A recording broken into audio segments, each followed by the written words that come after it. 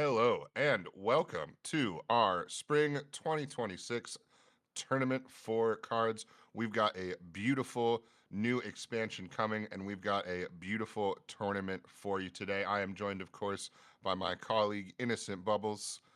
Innocent Bubbles, what do you think that we are going to see in today's proceedings? What is your 1 second prediction? I think we're going to see similar things, but not exactly the same as last time. Astute. Let's get a look at our bracket here. We're going to dive directly into the action this morning. This morning on the east coast of the US. Not so early morning for some of you out in the EU and our lovely Chinese compatriots as well. Our first match here on stream is going to be Radish versus Hachiman. And then there is going to be some matches as well. We have Akquila versus 707, some guys that are more new to the scene. Then we have Sai, who is no stranger to these tournaments, versus DHH. DHH, a little more new, certainly. I believe we have seen him in a previous tournament as well. 259, at this point, no stranger, quite a few tournaments under their belt as well. And then I believe newcomer AKG. So a really interesting mix for our spring tournament here this day of new players, returning players. Certainly a really interesting field. What do you think? What do you think is going to kind of play out narrative wise with these? It's kind of like a half new guy, half returning guy. Yeah, well, we have a lot of similarities in the players and the decks. We've got some new decks and we've got some returning decks, and the returning players are likely to have more experience on the returning decks. So I think that's going to be a really important aspect to look out for: is how do the veteran players play on the decks which have been brought in the past, and can the newcomers offer something to counter these decks which hasn't been considered and hasn't properly been looked at. I think that's going to be a really important point to look at, especially with how buffs decks will interact into non-buff decks. That is always one of the important things to look at the moment in our tournaments. Yeah, absolutely. And just a flyby night kind of view of what I've seen so far is we have a little less buffs. There's certainly still the power level deck, still the S tier deck, and still certainly a extremely formidable presence in this tournament. But we have seen some other British decks among our lists. And speaking of lists, let's go ahead and take a look at the players of our first match and their decks as well. Let's start off with Hachiman.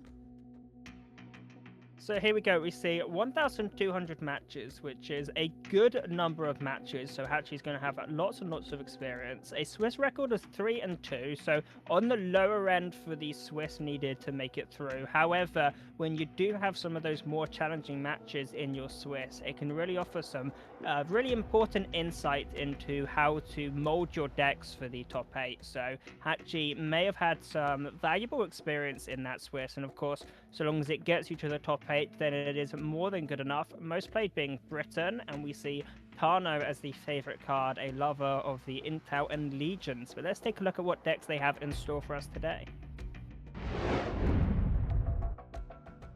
And we see the first deck is the Brit US Buffs deck, a real sort of just classic deck at this point for the tournaments. We've seen these a lot. We have seen these decks slow down a little bit over time with things like Queen Zone and Sunderland and even the wave after wave, just slowing the deck down a little bit, making it slightly more value-based and able to go the long distance. However, if you do find your buffs in the early game with For Freedom and USS the Sullivans, you are still able to combo off very quickly.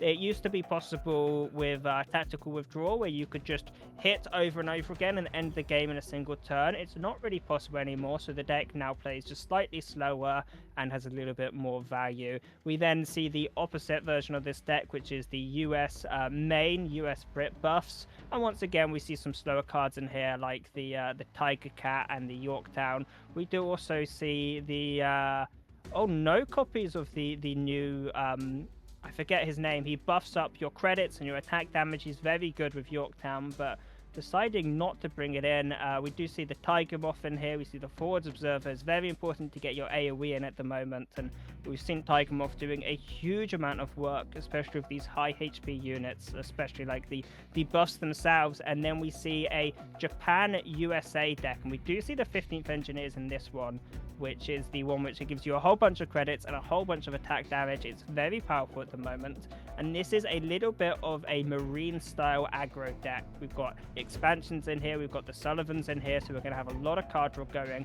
but we are able to go the distance with cards like Yorktown, and we can do it, providing a lot of late game value and also a lot of resistance to AoE. With that, we can do it. So I'm going to be really interested to see how this deck works out. It's one of the more unique decks in this lineup. And then we see the Soviet France control deck. Soviet control has been a mainstay of cards ever since its conception, and we've seen France recently being the most popular ally nation for them. Sabotage in here, able to snipe win cons from your opponent's hands, and then liberation and call to the colonies. Lots and lots of healing. Very difficult to kill this deck, and it is capable of really just grinding down even the most aggressive of decks. So a very well balanced lineup. We see a few traditional decks and something a little bit newer, but that is all from Hachiman. Right, wonderful. Thank you for that. Let's go ahead and get right into Radish, Hachiman's first opponent here today. Radish with a slim 600 matches, but you can see the perfect 5-0 Swiss record. This is a man who is no stranger to a cards competition. Never seen a tournament that he did not think that he could win. We see the 52K as a favorite card. Certainly something that's fallen a little bit out of favor, but for a while was something that was really brought in, especially during certain air metas, to really counterbalance that out. So very interesting favorite card. We'll have to see if he brought Soviet. But again, the 70% win rate on 600 matches, really good stuff. Knows exactly what he needs to do to make one of his Swisses, and then once he gets to the Swiss, you know, no stopping him from making the main event. Let's see what Radish has for us today, deck-wise. What they are going to employ, we're going to start off with a Japan US. This Japan US has sort of taken over the Jagro space, as it were, to be the top Japanese deck. As Bubbles sort of mentioned here, there is a lot more top end, not necessarily as fast as Jagro has been in the past, but maybe even more powerful. Things like the KI-61 with some really nice top end. And then again, we do see that Yorktown and 15th Engineers combo. It is an extremely nice combo. You have probably seen it on ladder. You, of course, flood that front line with all of those boosters from the Yorktown and the 15th Engineers, giving you, I believe, +2 attack in the credit slot for everything in the front line. So very easy to get +3 or even +4 or even +5 to everything on the board for attack and all those credit slots. It can be used as a blitzkrieg as well. You can Yorktown on one turn and then wait, and if they can't clear that front line, you can 15th Engineers the next turn and attack the same turn. Better than a blitzkrieg. Really devastating stuff. We'll go right to the next one, which is US Japan, and as we can see, this is a pretty good inverse, but a thicker end here with the Tiger Cat and Mustang top ends to sort of control the backline and that airspace. And then we can also see a very cheeky Empire of the Sun, a card that has been around for a very long time, but has seen pretty little play for what it does, right? With it being extremely targeted removal with draw. Both of those things being extremely powerful, but you're paying quite a cost. That is an expensive card. Then we see the very similar Soviet-French resistance control deck that we've seen quite a bit of. And as Bubbles mentioned, those sabotages are able to really target your discard so that you're not just, you know, hoping that they discard something good, really allowing you to look at 3 cards and make sure that what they discard is truly devastating. And then moving on to a Brit German, which can sort of function like a hand lock. So we are kind of back to that more control style. We do see that crossfires are now 5 cost. That is a recent change to kind of take that German removal down just a peg, and I believe that that is going to be present in quite a lot of decks bringing Germany, and we'll have to see how much effect that has on the meta, on these tournaments, and on these players today. Now, this USA Japan and Japan USA deck, like you said, it's very, very popular on ladder, but I believe this is the first time we've sort of seen it on the main stage of the tournament. Yes. Do you expect the deck to be as consistent as it is on ladder, or do you think it's going to find a slightly more difficult time in the tournament setting? We've got open deck lists, and obviously the quality of player is much higher. Do you think this will have any impact on the success of the deck, or do you expect it to be just as deadly as it is on ladder? I think those things are always going to have effect, right? It would be crazy naive to say that those things won't have any effect, but I do still think that the deck's combo ability with those 2 late game cards, right? They're only 5 cost each to flood your board with boosters and then for you to take the 15th engineers. 15th engineers doesn't need the combo, right? You can just build a natural frontline board, especially with all these young I was called young units, smaller, cheaper units. So it's really easy to just use it like a blitzkrieg. You don't even need the boosters. But then obviously comboing it with the boosters, you can do that on turn 10. And you have plenty of early game stuff to try to get you to that late game. So it's been really strong for me and my testing. It's been really strong on ladder. And I think that it's just strong. I think that it's just 2 good cards that combo well together and that don't necessarily need each other to find a useful effect. Because that's kind of the problem with combo, right? Is sometimes you play a combo deck and your combo pieces are useless until you have them all. But that's not the case here. And I think that we're going to see that reflected in its strength and sort of in its power level here today. Let's go ahead and take a look at the bans. And I think that that might actually back up my point. Yeah, we see both Japanese decks banned. No buffs in this matchup at all. We see 2 Japanese decks banned. So this is already quite a departure from what I would say the meta was just a couple months ago. Would you agree? Yeah, I mean, it's certainly very different to not see either British deck banned. We often saw one Brit deck banned and one not, one player thinking that they were to counter it, and one player just not taking any chances and getting rid of it. But now we see no Brit decks banned. Obviously, only one of these is a buffs deck, but even the discard deck can often get targeted as it's able to lock out the game quite well. So yeah, both Japanese decks banned. We still do have a USA Japan deck available. I assume this is a much weaker version of the deck. I've not been able to use the US main variant myself, but I would expect it to be a much weaker version. Do you think this is still the deck to fear going into this lineup?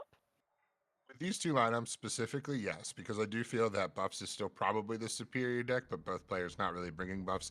I think that this makes sense as the ban, and I don't think that not bringing buffs is some sort of mistake or death sentence either, right?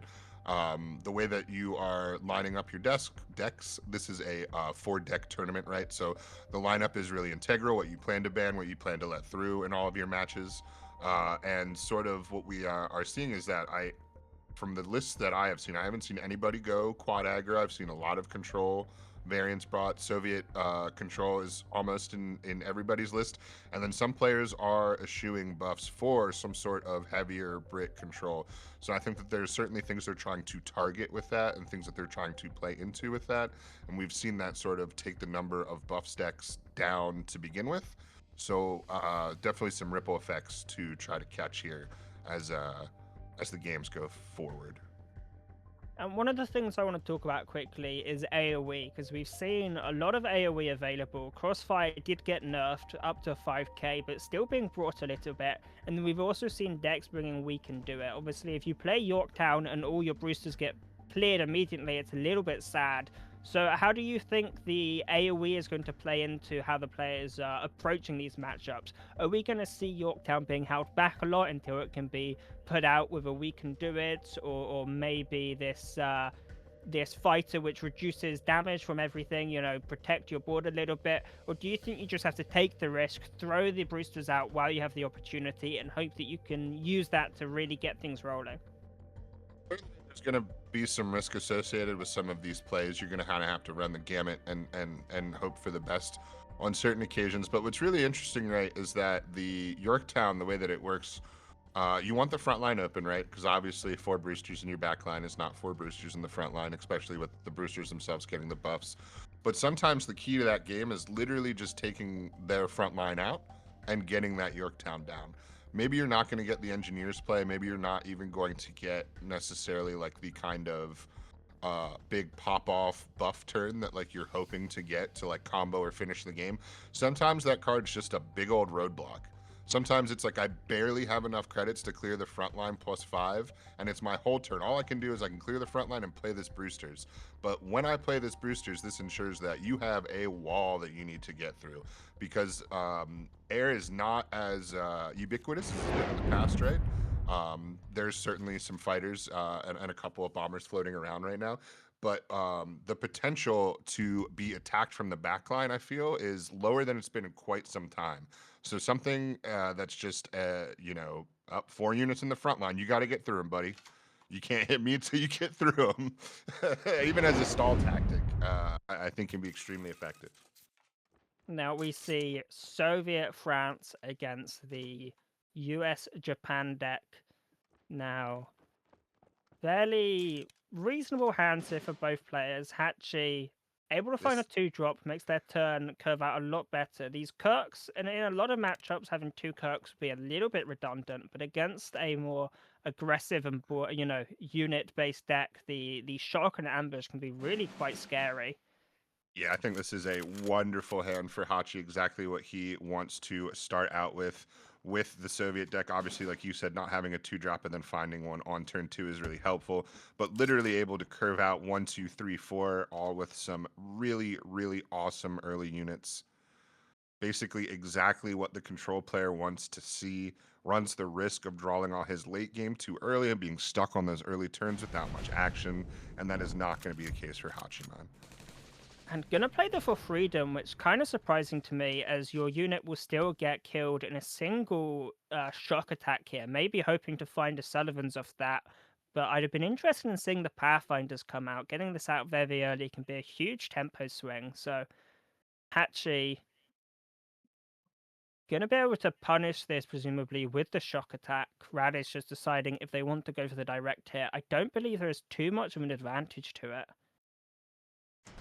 Yeah, really interesting play. I'm not even quite sure exactly what they're hoping to achieve. As you said, the shock attack is going to set up really nicely with 4 credits as well. We're able to put the other Kirk down, which is just extreme. I mean, potentially trying to set up the second direct hit into Pathfinders, get it down to 2 I HP so your see. Pathfinders can I finish it did. off. But it's I a did lot not of see resources. a lot of resources. I did not see that second direct hit in hand. That is very astute. That is exactly the line he's going for, and his reward is having to figure it out again. And Kirk's this being such a valuable card, getting it twice early like that, just extreme value. now the fact that this Pathfinders has Blitz means it's slightly awkward for Hachiman to remove. They cannot use the 1k removal. They're going to have to go for the 2k, or instead they're going to have to go for the Core Sun and risk it being bounced back to hand. So a slightly awkward turn. I do think you need to get rid of this Pathfinders and just move up both your units to the front line. I'm not sure what other routes you can realistically take this turn. There it goes. Get rid of it. Yeah, and I do agree with you that that is the right call. There's obviously a little Look bit of how pain awkward. in using something that does 6 damage, only getting 2 damage out of it, but of course the text on Pathfinders. And yeah, that's going to be another free shock kill of a good unit for Kirkrins. And it's such an awkward turn 5 here for Radish. Just nothing to do with these resources. Has to throw away a Calliope. Now, Tiger Cat is a strong turn to turn 6.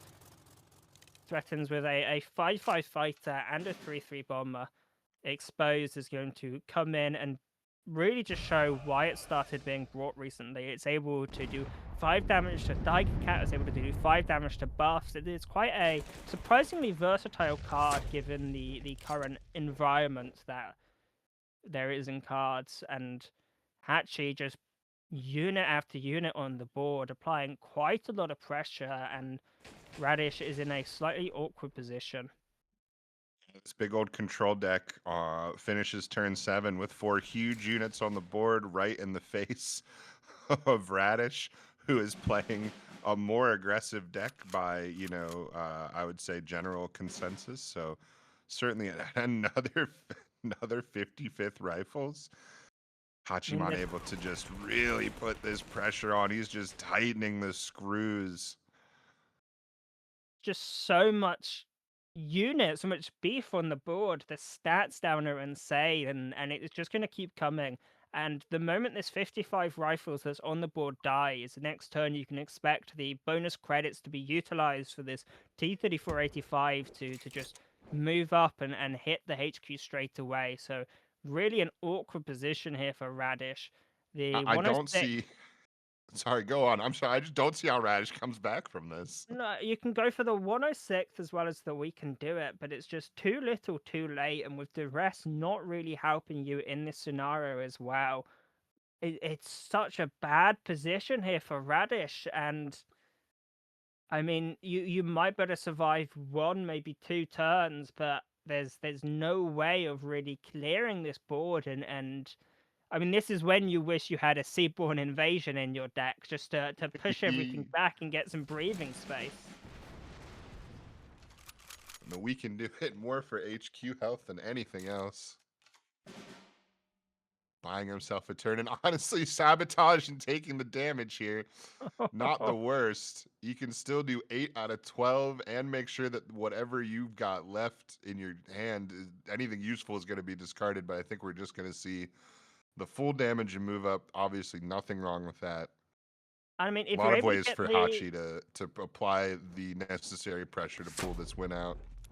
there's the potential at some point to steal a blitz fighter or strategic bombing. So even if you lose the front line, you can just finish the game that way. But it's going to be too little, too late. Unable to clear all these units. Even if you go for the 15th engineers, you can realistically only kill 3 units from the front line, and it's almost definitely going to be game. I mean, you can potentially draw something off this death trigger, but there you go.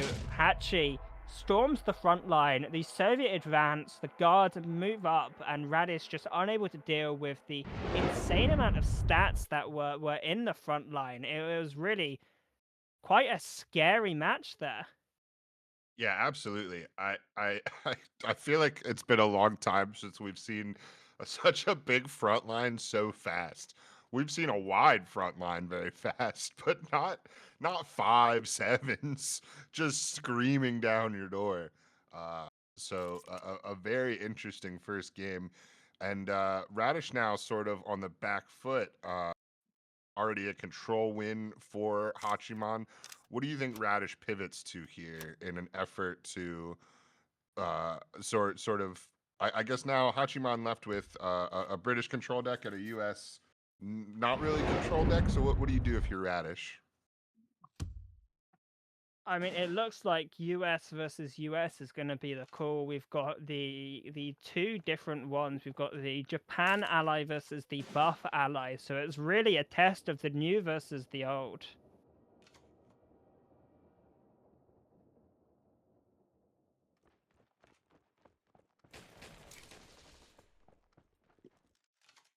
And now we're going to see a much smoother start here for Radish, able to get some breathing space and move into the front line. But Hachi also having some very powerful resources, especially with this big 3 available in hand, which can really be an absolute game changer. Overpower, really nice to take care of that frontier force. We know how big those can get very Yeah. quickly. We know how dangerous they can be just sitting in a back line ready to take out 2 units in the front line very efficiently for not much cost. Certainly a Now, sensible play. if you're Hachiman now faced Hachi, with, it's yeah, an interesting decision. I'd be tempted to go for the War Machine plus the USS Sullivans, but the Calliope is also very tempting as well. Getting these artillery down on the board and just being able to punish any infantry sitting about, they're just really open ducks for this repeatable damage. But also, the sooner you ramp, the more effective your ramp is. Right now it's going to be a 25% increase of their resources and a 20% on the next turn. Whereas if you save it until later into the game, it's just so much less relevant in that single credit slot. Buff's also attempting the unit to get down without any way of giving it blitz anymore available in the deck, but I believe the War Machine is the right call. War Machine certainly an interesting meta call. There are a lot of decks floating around with only one War Machine. which is strange, I would say, to say the least. It certainly feels like there were some players that were building these big meta decks and sort of taking a full inventory of all of its factors, what it needs, what it doesn't need, and it feels like they get to 39 cards and they're like, all right, well, I got one slot left. What do I use this on? And they can't come up with anything, so they're just like, War Machine can't hurt. There's I mean, quite a in few decks with just one War Machine. In situations like this, it's quite good. It's sort of been exactly what you need for that turn. It just gets you a little bit more ahead on resources and means you can play that big three just slightly sooner with multiple units on board. I mean, it's Absolutely, depend. but a one-off ramp is so easy No, to it's not find when it's needed. certainly. I mean, the classic thing with War Machine was running 4 of them in any deck you could. Oh I yeah, remember No and 5. I was It gonna was say big shouts to No and 5. Yeah, any deck get 4 War Machines in there, and the consistency he found it on turn 2. It was always like he always has it, but I mean, when Yeah, you if I was mulligan No and 5, around it, I'd think about only running one War Machine because then I'll still find it. But since I'm not No and 5, yeah.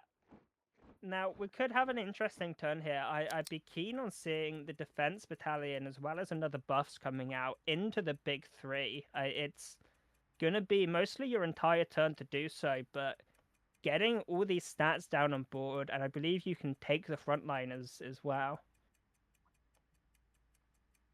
yeah, US So going with the to rest, struggle for big AOE turns, right? With US Japan, gonna have your strat bomb, but otherwise you're probably gonna have to go all the way up to nukes if you really want to make some board clearing action. see, I'd be You, tempted now to still go for the same route. It's slightly more awkward. It's only going to be +2/+2 to everything, and you're not able to clear the front line anymore. However, it's just so nice to get these buffs down, the big three down as soon as possible. There's also the option for deploying a buffs and going for the big three and just making a much larger artillery to try and clear this unit. So did, it's a slightly awkward turn here for Hachi, did and there's Hachiman going to not be. play the War Machine last turn? And this second War Machine. Hachi's got 2 of them. She's not bringing one. Hachi has multiple War Machines. I believe that his deck list only shows one, though. Am I crazy? Because that is legitimately why I'm asking. I believe that the deck list only says one War Machine, and I believe I've seen 2. But surely I'm missing something. The U.S. the Japan deck deck. shows 2. No, this is the US Brit deck. US Brit from Hachi has 2 War Machines. All right, perfect. US Yep, like I Japan said, has I'm 1. sure that I'm looking at the wrong thing. Good to check. Good to voice it and good to check, because these mistakes can happen, and the best thing to do is to look into it as soon as possible. But Hachi gonna clear the front line and move up.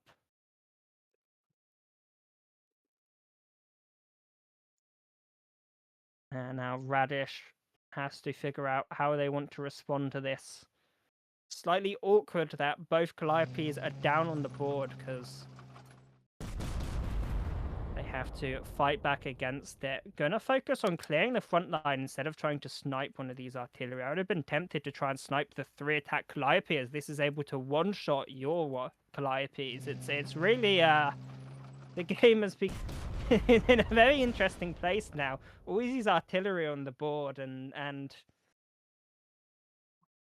Yeah, certainly who shoots first could yeah, be a huge advantage here. I think it's just going to be double buffs into the big three. It's going to Right, and be you a still get to take a huge shot amount of here. stats. Yeah, and you get to take out one of these Calliopes. It reminds me of the old days with Kyusha and 0K Sickle, where you would be holding them back to see who goes first, but now instead it's been reversed, and getting these artillery down first is very powerful. And we see Hachi really just putting everything down on the board. Now, Radish has card advantage by quite an extreme amount. However, Hachi's board advantage is so significant that they might just better close out the game before Radish can fight back against this board. Direct hit is a really powerful find. However, it's not going to deal with the issue of these Calliopes. They may even end up going for some DFAs of these infantry here. You develop a DFA, and it's at the moment it's guaranteed to hit something useful because everything on the Right. board is scary. With everything being so big, even the 3/5 buffs unit is still a buffs unit with its ability active. Yeah. Direct hit, really nice. Basically a tech call for that exact Oh, reason. 60-second armored! Look at the Gonna make size of these. these. Of course, Calliopes are secret Shermans. They are Shermans. Don't let the artillery subtype fool you. This is a Sherman. And this is Just going to be a complete board clear with a 7/7 arty to the face. And there is not enough time for nukes. So once again, Radish completely back-footed, and I don't, short of a lucky DFA pool, I but just you can't take 2 imagine how bond they dig damage. themselves out of this hole. You take 2 bond damage. You're getting closer to lethal with the DFA. So, gonna go for the DFA. It has to hit an Basically. artillery. The only other turn would be to smokescreen the HQ from your research and just hope and pray, but that's just yeah, delaying the inevitable. Another we're up to what, an 8/9 Oh. Calliope. And now, second DFA isn't going to do it. They're going to have to go for the depth charges, as this will give their HQ smokescreen, but there's still the issue of this giant Calliope. I believe we're going to have to grab a DFA and hope that we can random hit it next turn, but we also have 2 4/4s on the board. Now, I assume the buff is value traded here. And for freedom... Basically no turn for Hachiman. He's going to throw his buff down just to get his card draw. We'll make some trades. Tiger Cat's actually a really nice draw. I mean, this just is really gonna be a ensuring. game, isn't it? Yeah, really ensuring this DFA doesn't matter. Good I want to luck, see the Radish. DFA anyway. I want to see where it Yeah, lands. yeah. Just roll the dice for the sake of it. Give the stream something to see. We're bloodthirsty. Let us see a unit explode. Thunderbolt, I can't imagine what we're drawing here. Oh, the direct hit would be so clutch if it wasn't, if buffs were the problem, but buffs really aren't the problem. And once again, Hachiman just able to run through another match with some gigantic units. I mean, this USA Japan deck, it has so many strong tools available, but it just needs a little bit more breathing space, and Hachi is not giving it any room to get where it needs to be and to get the ball rolling. So Hachi now down to just his buffs, his Brit USA, very classic buffs deck, and Radish now basically has to beat buffs 3 times in a row. So his, just like some of these games, the wall Radish has to climb, staring him down, is just rough, dude. I mean, But Radish, of course, no stranger to an impressive comeback. Hachi has a really interesting mulligan choice here. I mean, Forward Observers and Wave After Wave are strong in this matchup, but you really don't want them in your matchup, in this opening. Just going to keep the Protected Convoy. Huge for Radish to go first here. Middlesex is a strong find. A 1/3 guard against these little aggressive units. Really powerful. Gonna decide just to get the production ready in hand. But most likely going for the turn 2 Frontier Force. And I do like that, right? Playing something as aggressive into something aggressive as a US Japan, you are probably going to want to get that out in the very beginning. Yeah, and it's going to be more painful the longer you wait. With the amount of For Freedoms and USS the Sullivans, not playing down the Middlesex is a very wise play, very aware of the sort of matchup they're in, that it will likely just get value traded. And now... Huge Forward Observers pick up for next turn. With these infantry down, it's going to draw a card as well. Yeah, I'm not sure if Radish is going. It's so funny because we watched Hachiman basically just be like, "I'm making huge boards. You don't have the AOE for it. I don't care. Even if you find AOE, these boards are huge and they can outlast your AOE. I don't care. I'm making huge boards. I'm not holding stuff back."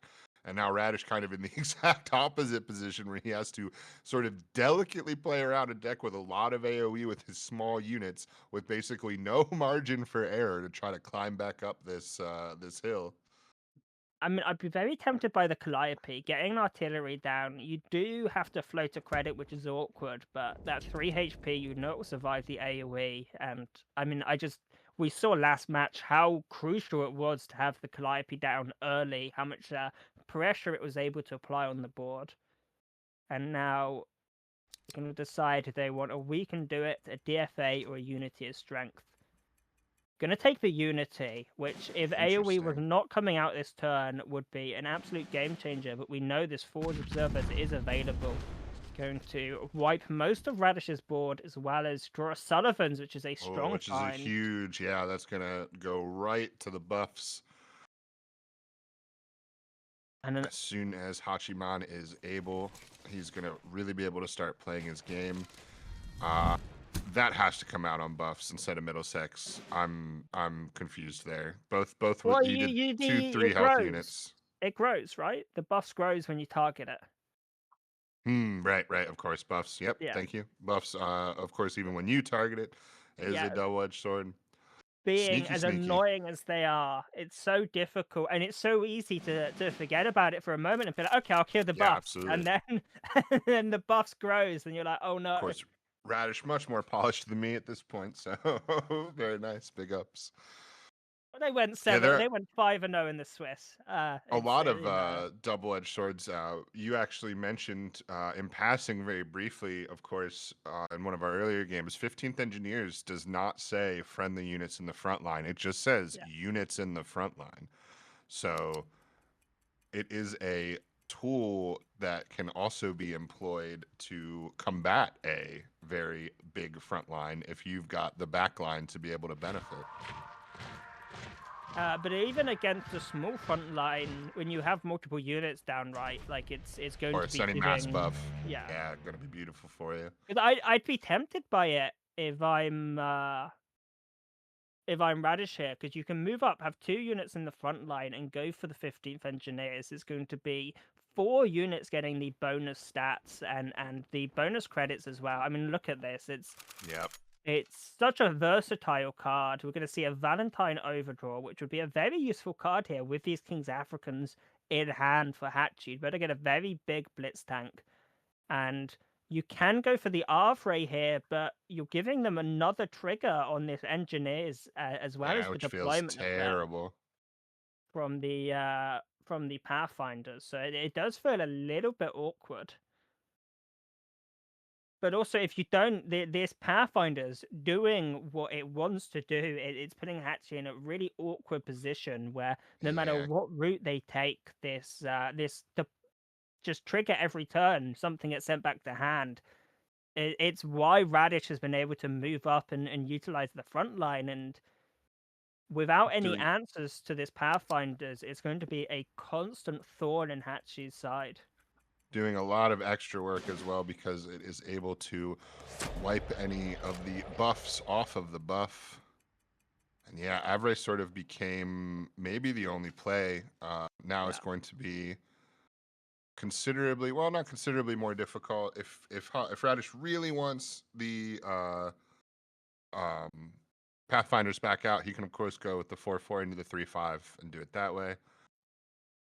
Yeah, I also like this for freedom on the 4/4, and then you can get a really neat value trade onto this buffs. And buffs is meant to be one of the most intimidating stat units on the board. You do not want your opponent to be value trading into your buffs. It's just not what this unit is meant to be doing. It's not its role in your deck.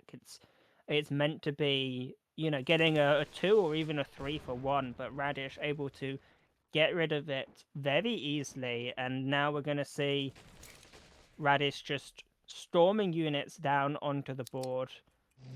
I would have been very tempted to go for the Unity, as right now AoE could potentially lose you the game on the spot. So making a really big, scary unit as a play around to that AoE is just be something I'd be very interested in. Monty really nice is going to save us a turn of getting shot at. Yeah, I wonder if Radish could have played their units slightly better because they put their two highest value units next to each other, which means the Monty is extra effective. The Calliope was on the other side of the HQ instead, and maybe one of these Yeah, that little is a good Japanese point. units on the other side. Just that ever so slight air of optimization was available. And sometimes those tiny, tiny slivers are the difference between life and death in this game. They can really matter. Formidable, certainly an interesting pickup. But look at this. Pathfinders can come out. You can even put Pathfinders in the front line with the engineers as well. But instead, just going to wipe the board. Doesn't worry about getting the engineers down this turn. I'd like to see Unity.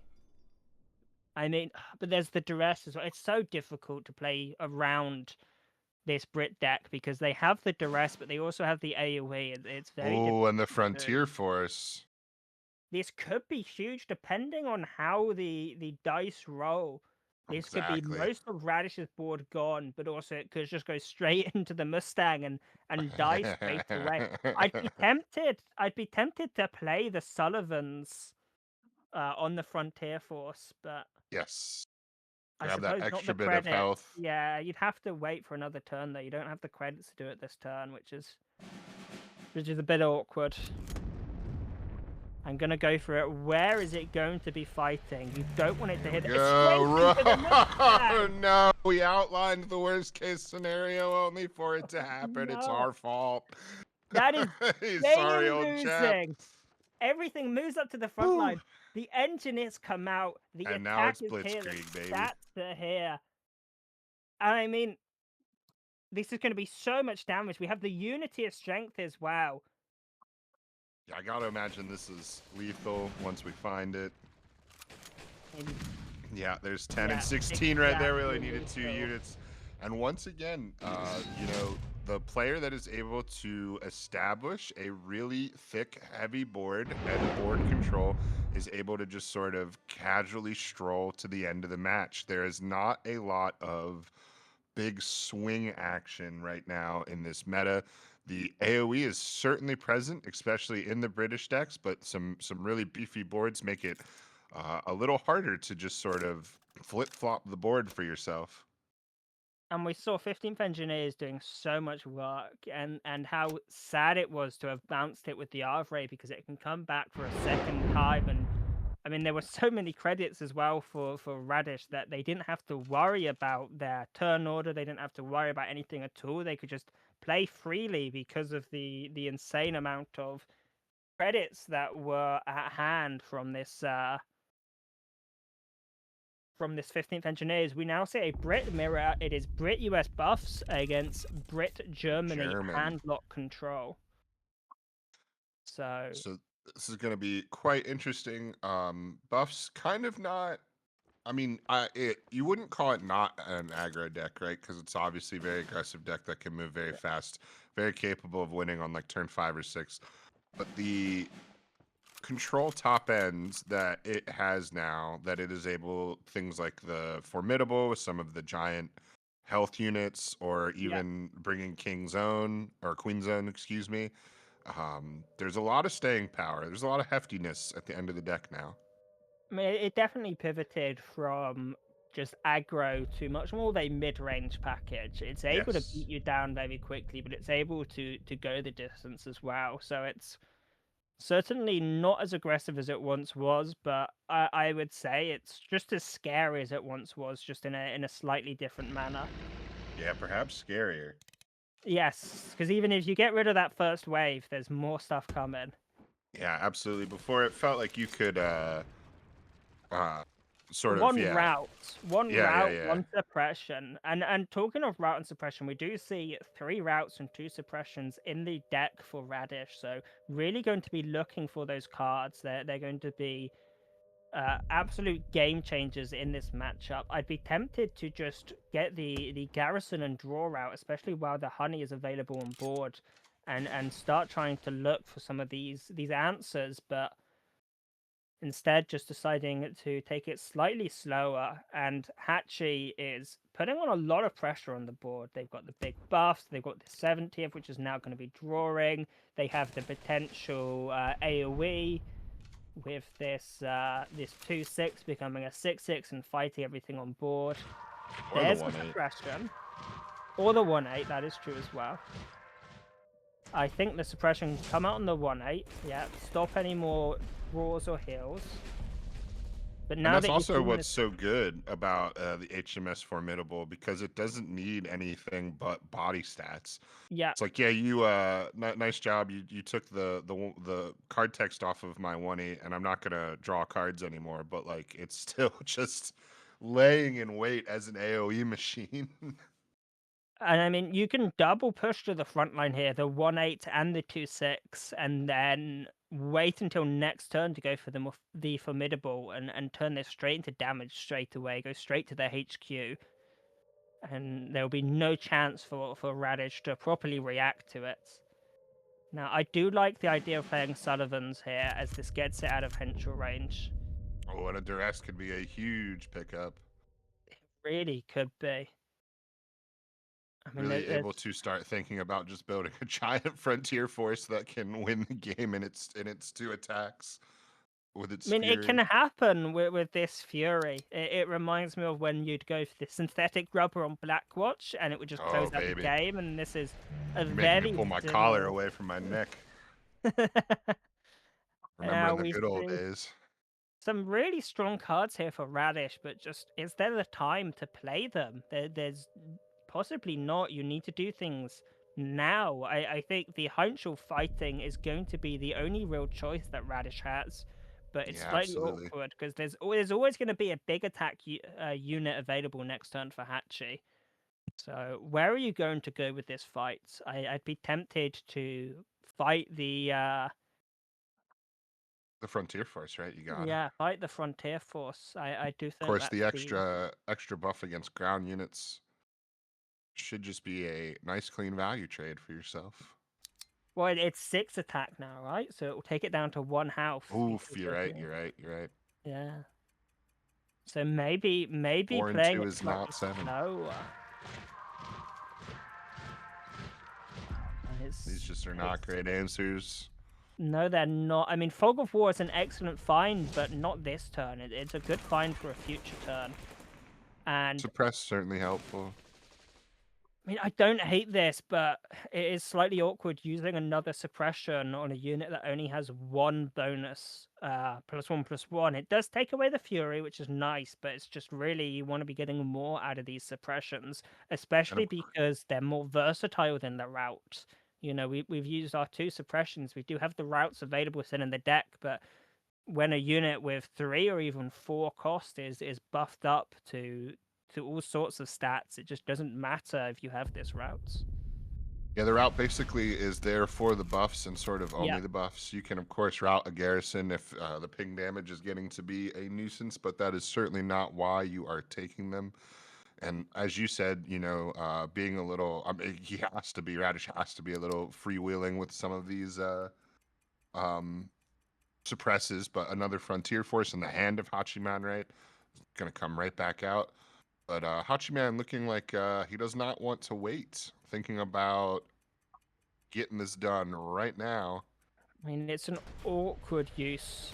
You are able to get 1 attack, which is nice. And 7 damage is significant, especially when you have things like Wrath Mustang in the deck, which can end the game on the spot if your opponent is low enough on health. Now, I believe the Fog of War is the only real answer available here. You can also go for one of these fighting fighters, the Henschel, but you lose it by doing that. It dies in the trade, and it really feels bad losing your unit. 2 straight frontier forces off the top of the deck for Hachiman when he already has some quite a bit of stuff at his disposal as well. Does not feel the big chain home. Chainhammer is a strong find. However, is it this turn? You go. I think maybe you wait. You can go for the Frontier Force. You can even Right. go for the plan because you've got a slightly awkward credit number. But I think But just playing Hachiman it a little bit basically able slower. to, yeah, sort of maneuver himself into a killing blow. But we are starting to slowly reach the point in the game where Radish is gonna have the credits to utilize all of these options, and going for like a Fog of War plus an MI5 in a single turn can be really quite powerful. And also, once this Panzer Grenadier is able to move out and take control of the board, we are slowly seeing the odds tip towards Radish. Now it's still very much in Hachiman's favor, but it is slowly tipping towards Radish as the game goes on. This is a Considering strange queen zone play to me, but yeah, I guess trying to just get max. basically draw denial here with the buffs back on top of the deck. It's a bit awkward, but really you want to be utilizing the blitz out of this unit. Yeah, or at the very least, it's returning something to. I'm sorry, taking something off the deck, off the board, and onto the deck, so that you can get through with like a final Yeah. lethal blow or something like that, right? An extremely expensive Yag bomber almost. Now, Uh, Mosquito is a strong card to get out here, able to start dishing out damage. However, it is also pretty much your entire turn to do so. And with the rest available, it will be able to be answered here. Now, where are you going with this? Going to start bringing down that queen zone. I think this is a reasonable play. The damage from the buffs is getting annoying as you only have 9 HP. However, the threat of this queen zone is so big that it must be dealt with. It must be answered. Not absolutely much warping all of your healing. decisions. Not much healing left here for Radish. We've seen their 2 honeys already. They do have the Royal Research, which is 4 extra points of health, but other than that, no healing available in their deck. So every point of damage has the potential to matter.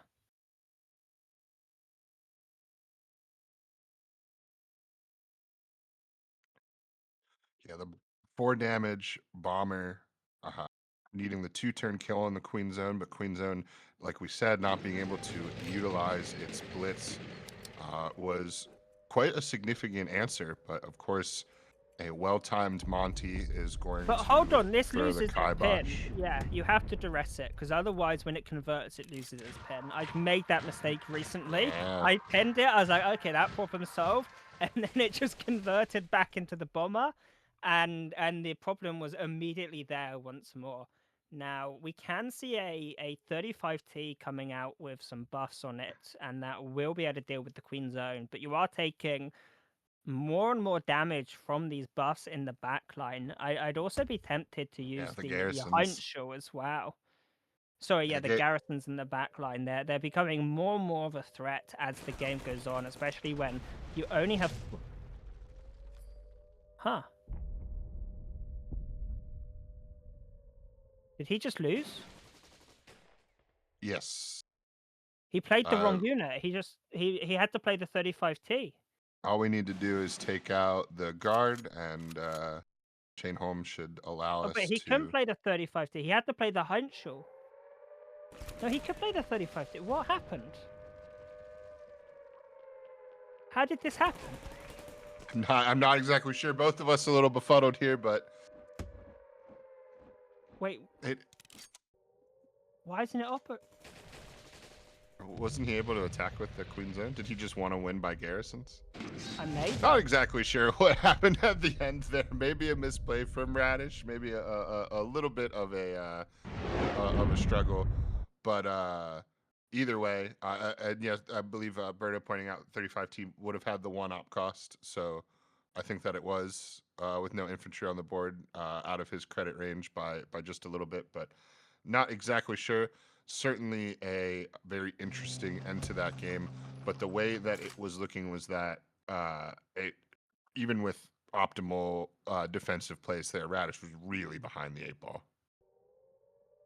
Absolutely. No, yeah. I mean that Queen Zone in the front line is such an intimidating unit. It's so scary. But it looks like there may have been a issue with the spectator mode. So we do need to load back into that match and just check where things are at, because we may have had an issue with our spectator mode. So we'll be back with you in just a moment.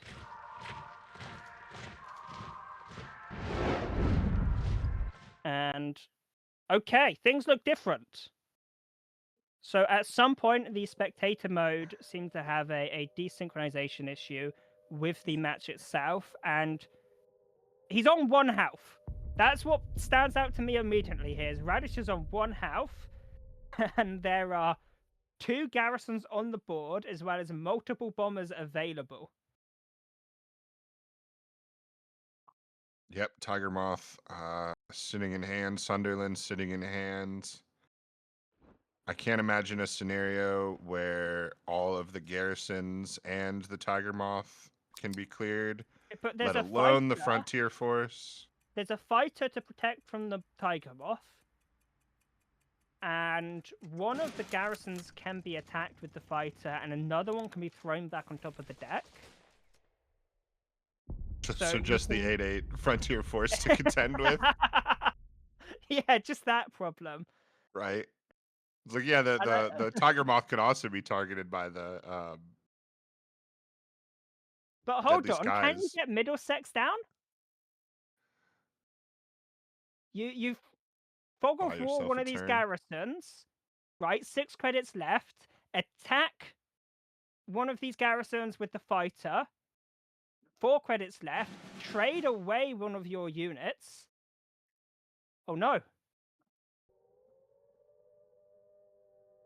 Yeah, now how Not do if we you do things like that. how do we kill the You one had garrison to left fog of over? war the garrison. You had to fog of war the garrison, and then attack the other garrison, sacrifice one of your units, and get the Middlesex down. Middlesex down, and then hope that they couldn't Oh, but hold on, get Panzer around the guard. 35T. And we'll just see the surrender. So certainly a lot of machinations there. There were a lot of wheels spinning, certainly in my head and certainly in the game. And I can't quite say that the most optimal plays were made, but certainly the ones that got the game done, and an impressive set for Hachiman regardless. Yeah, a 3-1 to Hachi, and quite a few of those games were decisive. And even in that last game, where maybe there was something Radish could have done to buy an extra turn or two, we see Hachi having a clear advantage. We see the US-Japan deck really struggling to make its mark. I wonder if this is just the deck's a lot weaker when you flip the nations around. Buffs we've seen it's able to flip around fairly easily, and not too much is lost when you flip them, but maybe you're not able to do the same with this Japan USA deck. I think only time will tell, and we should have some other opportunities today to get a look at these decks and see just how they operate, whether this was a blip or whether this is a much bigger insight into how these decks operate. Yeah, which, really exciting for the rest of this tournament, right? We're going to get some answers. We're going to get them very soon. Let's go ahead and go back to our bracket, and let's go ahead and also sub ourselves out for the lovely Berto Burrito and Bear Gardner.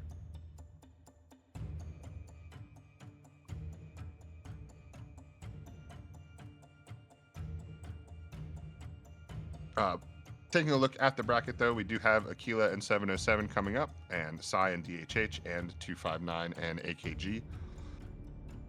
So we will be getting on to our next match. Let's get our new casters in to go over Akquila and 707.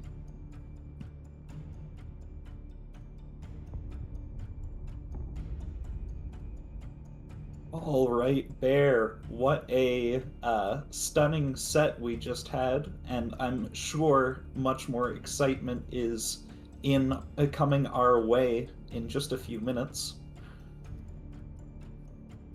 Looks like we have just a small audio technical difficulty for Bear. We will have him in here for just a moment. We know the people want to hear Bear. We will get that working. We apologize for any technical difficulties, but Berto, let's take a look at Akquila's decks. Can you walk me through Akquila's player card while we sort out a little bit of Bear? I would be happy to. So we see 1,593 matches played, with a stunning 1,096 of those coming in as wins. Akquila's favorite cards, one of my personal favorites as well, Victory March, very useful in the high operation cost US France list that unfortunately we haven't seen so recently, but I'm sure someday we'll make a comeback. A nice Swiss record of 4-1, with the most played nation on ladder being Japan. Very useful for those quick wins, quick games. And first deck in the lineup, a Japan-Germany deck. Potentially the main deck used on ladder, although I don't know that. Something very interesting here is the choice to run Blitzkrieg, which has been popular at certain points in Jagro, but it seems Akquila is giving that card a bit of a renaissance here. And there is like a lot going on in this deck, even more like mid-range tools with the Henschel, while also packing a great punch. The next deck here, a US-Japan list, a nice sort of mid-range, taking use of that new 15th Engineers, a very powerful tool which we saw in the last set being used to great effect. And then we have a Britain-Finland sort of control list, making use of lots of guards, lots of tools to slow your opponent down, like Ultra and MI5. These sort of disruptive tools that, you know, Britain and Finland do particularly well to really get in your opponent's way. And this deck will be a big obstacle for his opponent to try and work around these different tools. And finally, we have Germany-Britain in a sort of similar deck to the last one, what I would call a handlock list, using cards like MI5, Fog of War, again, to reduce your opponent's options while keeping a lot of options available to yourself. A lot of big, powerful endgame options like Capitulation, Leopold, Maus, that mean if you're able to get into the late game, you should really be able to lock it down and completely keep your opponent out of any contention for the win. But the question is if you can make it to that point. We see only one copy of Honey, we see 3 copies of Rout, see a Middlesex regiment. It'll be really crucial to find these early tools to not just get completely run over and taken out of the game early. Now, do we have Bear's mic up and working to bring us through 707's player card?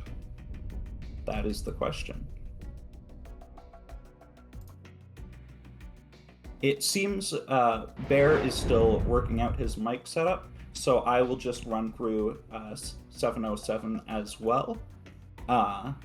707, about 500 or 400 fewer matches, with 1,154. Favorite card being One Roof, a very fun card to be able to spend effectively 0 credits to draw 2. He also had a 4-1 Swiss record, although his most played nation on ladder being that of Britain, which, when you're doing long ladder sessions, can be a very different feel than doing a whole bunch of Jagro games. I wouldn't be surprised if 707, even with the fewer total matches, might have had a similar amount of time in game when you consider how much longer those matches could have taken.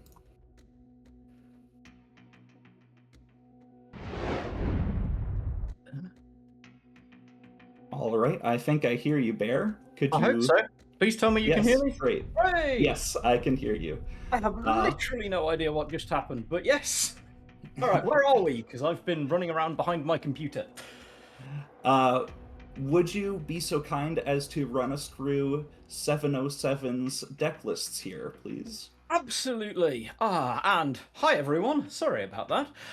Yeah, so 707. So we see this kind of Japan-Germany aggro feel with this very long list. There's a lot of singletons in this list, so it's, I think, very much focused on trying to have some flexible impact and using the elites effectively.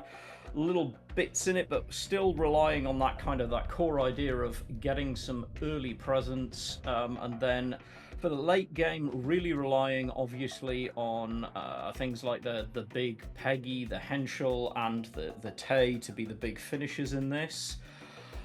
Then we have a Brit main US allied buffs deck, which we're all very familiar with. This is actually a tremendously kind of traditional version of this deck. There's not a lot here that we haven't seen before. Obviously, the big late game push there, you watch out for that King's African rifles coming down, depending on what you can target in hand, which can be huge. And obviously Queen Zone sitting kind of at the back there, just in case we need that huge body at the end of the game. And then we sort of, in a similar vein, we move to the US list, which is a list I'm sure anyone who's been playing on ladder is familiar with. This is the US kind of buffs Brewsters combo deck, where we have kind of the main Brewsters package that you will see, including the 15th Engineers, Yorktown, all of that in play, but also carries the buffs package with Frontier Force.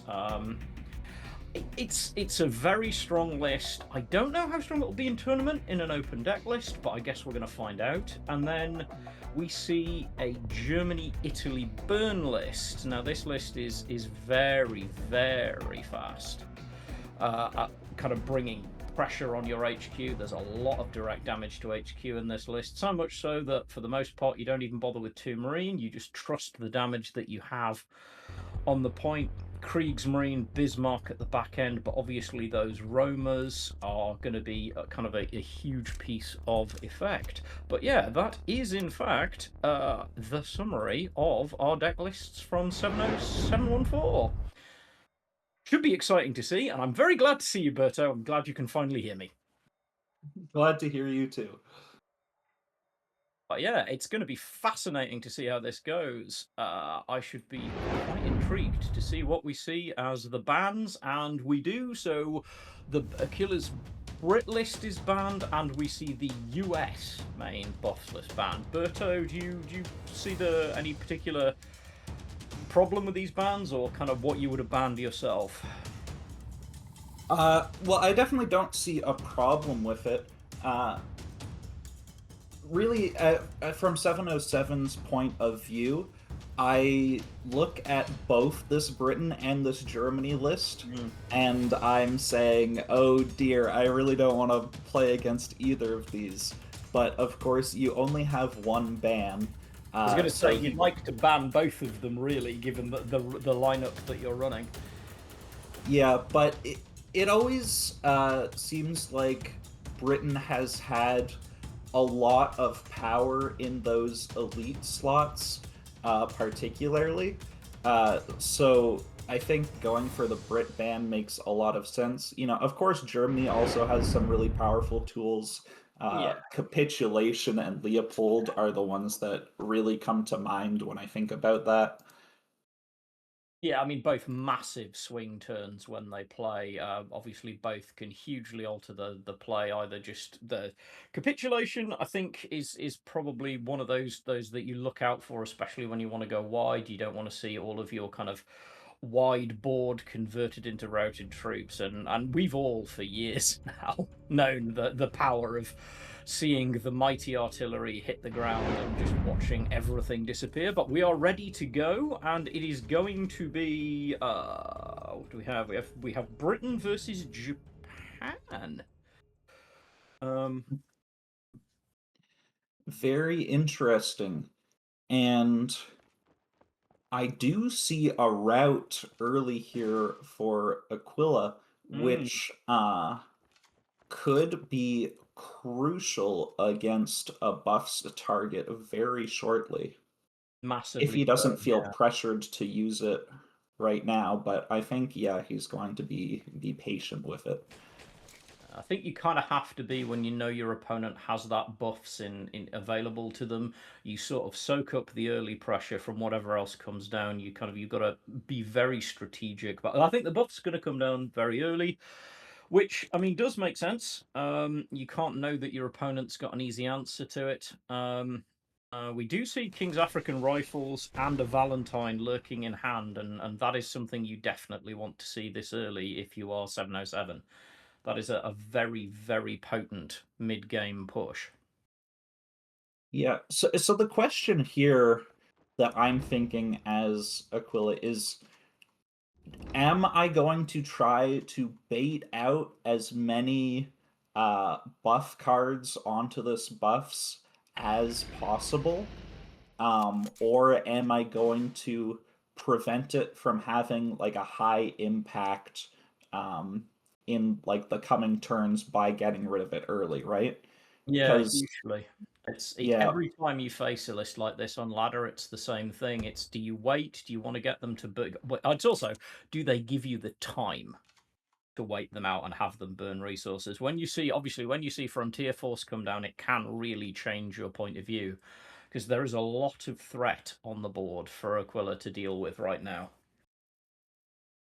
yes, absolutely. And also all these garrisons are preventing you from getting that early damage into the HQ, Yeah.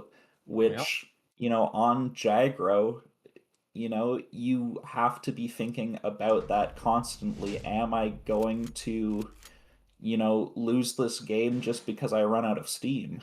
Oh, double forward observers in hand when you're playing against Jagro always feels good, but it's not the right board for it right now. No, but I do feel like 707 has the luxury to just wait. It's not Yeah. like there's so much pressure that you're forced to take of forward observers that isn't optimal. Your No, not opponent at is all. going to draw the cards that force them to play into it. And, they're not just going to sit there on their hands to make your forward observers bad. And if they Yeah. do that, then you can just win by putting units on the board yourself. Especially now, I mean, that Valentine sitting in hand now is going to come down and come down hard. And like you say, 707's got the luxury of picking his timing here. And he kind of has to with the recurring value of this 106th, right?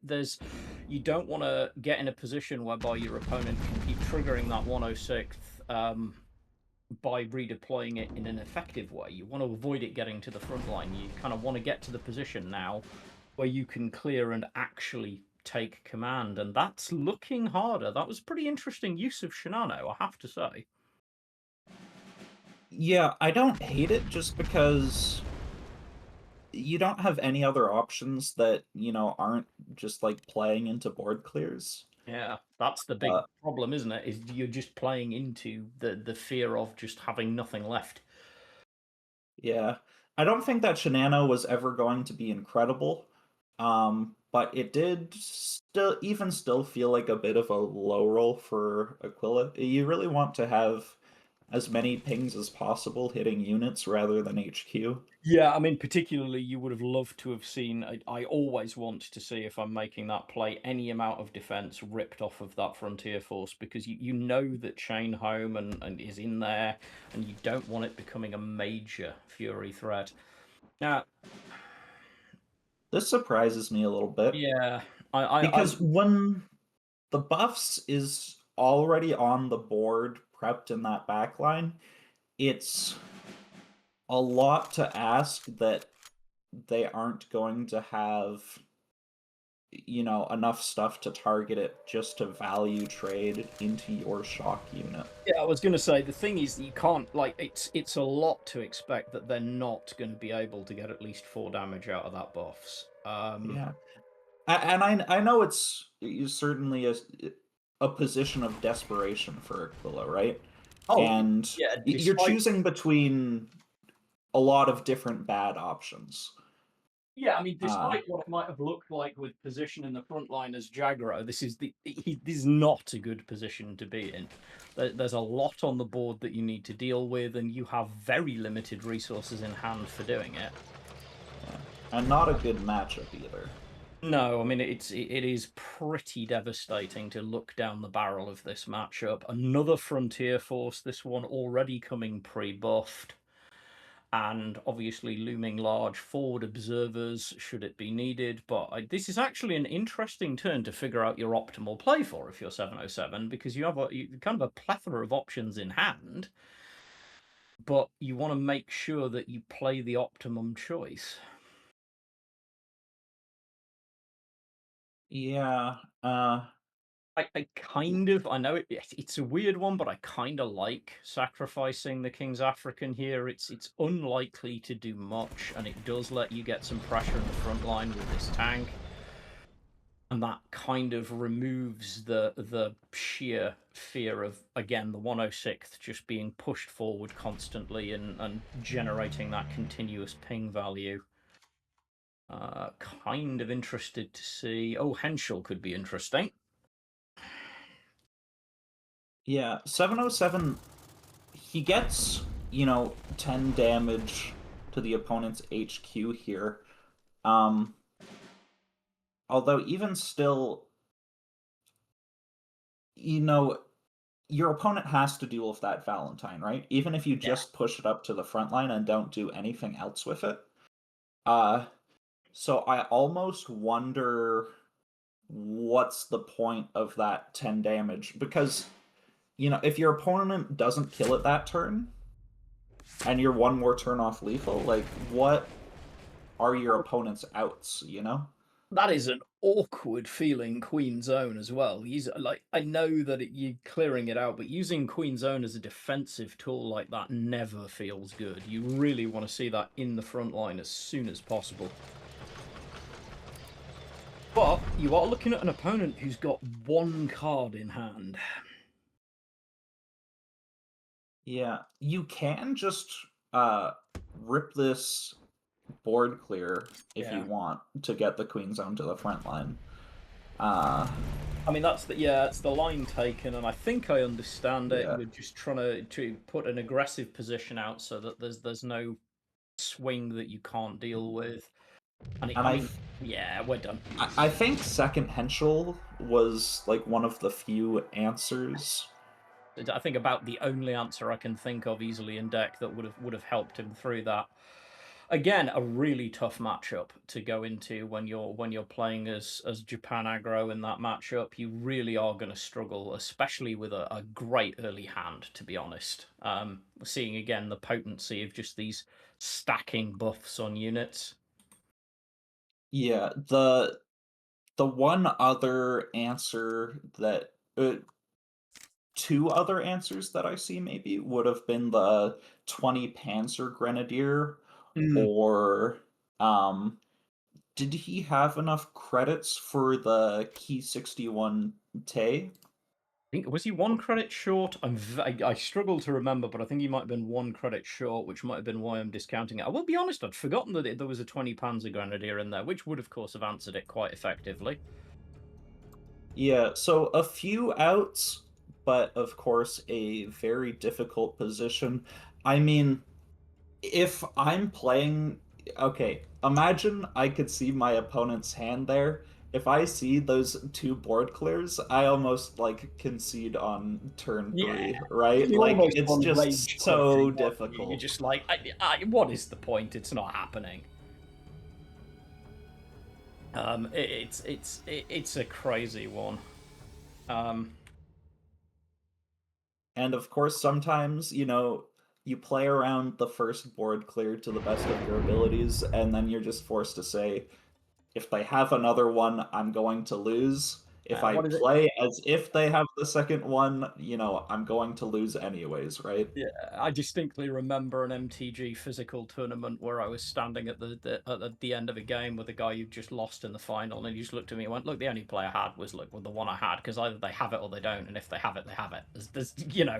I can't play around it, I can't change it, and it does happen in every card game I've ever played. There's that moment where if you're competitive, you just have to say, all right, either they've got it or they don't, and I can't assume that they've got it, because why assume that I'm going to lose? I'll play suboptimally. You just have to do the best you can. But definitely an interesting end, and we're seeing. I think it's interesting to see that there's this weird balance in the tournament at the moment where we have seen some people bring some fairly heavy control decks, I think, to try and push past this, but then you get this aggro into this. I don't know.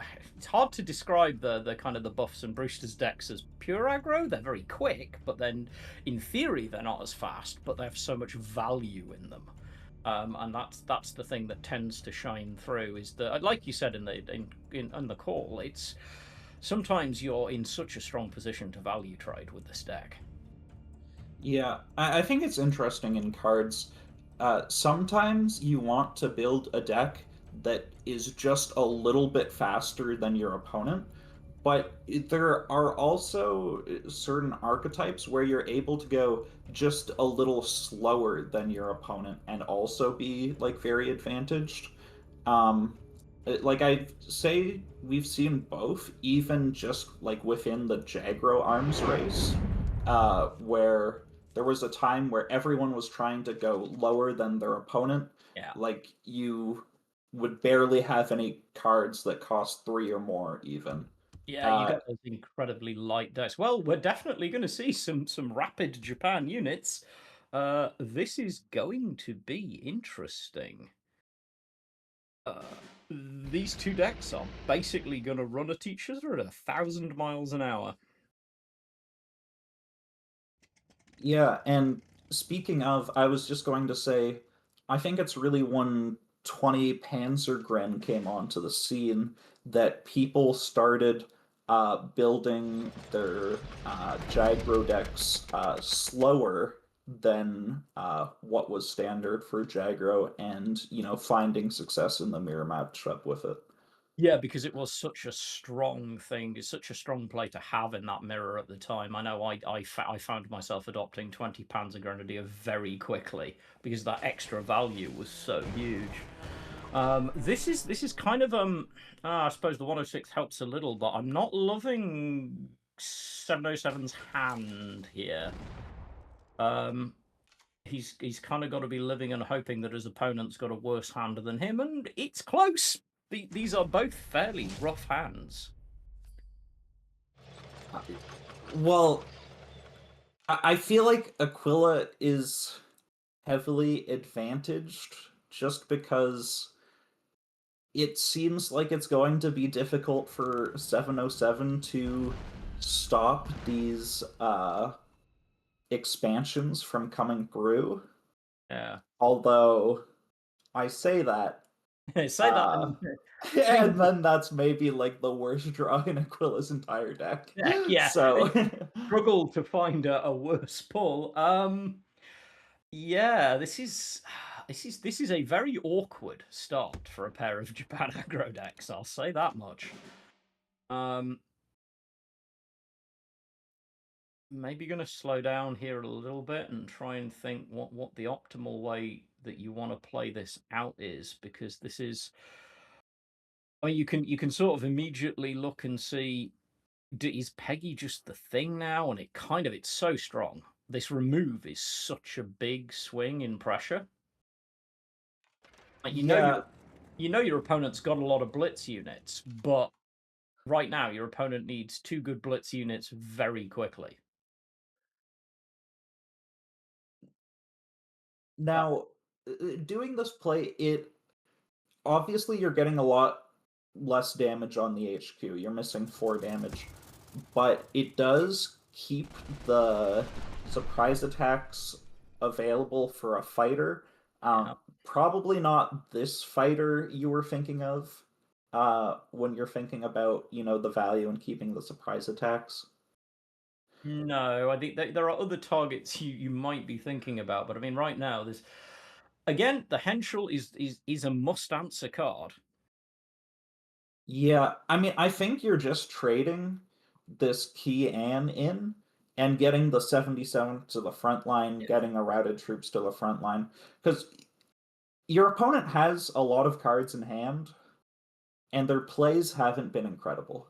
Yeah, When you're playing against the Jagro deck, you have to be thinking, oh, do they have these expansions that are just stuck in hand that they can't deal with? And then you want to move to exploit that vulnerability.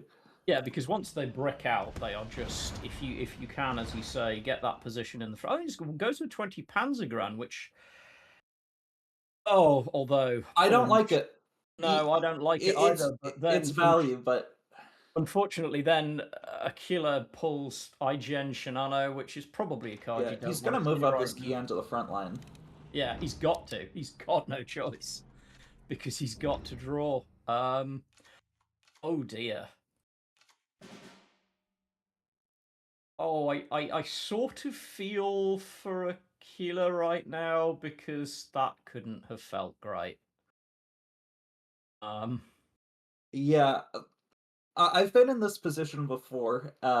It is very difficult to just, go down resources in terms of like, your deck as a whole, to get more resources now in terms of like cards in hand. It is doable though, and Shinano can sometimes work miracles. It is true, and especially if the RNG loves you. Just this is so not the matchup that you expect to see when you see 2 Japan aggro decks go head to head. This is not the way you expect it to play out. I'll say that much. So he's gonna, yeah. I mean, do you push up here and just you take the draw because then you can at least get the expansions out of hand. Yeah, what else are you doing? And realistically, how long are you waiting for your opponent to like push up into the front line for you to get value off of this 34th? I genuinely, it is a very strong position at the moment. It needs to be answered quickly, and there's that pair of expansions sitting in hand, just kind of mocking Akquila at this point. Henschel coming down does, of course, make sense. It does give you a threat on the board. Now, I think this position is totally winnable for Aquila. Yeah, I think he's made the right line at every point in this game to stay in it. I mean, he's done the thing that they teach you whenever you're talking about competitive play, isn't it? He's played his outs, he's played to keep himself in the game in the belief that at some point the weight can change, and that's what you have to believe.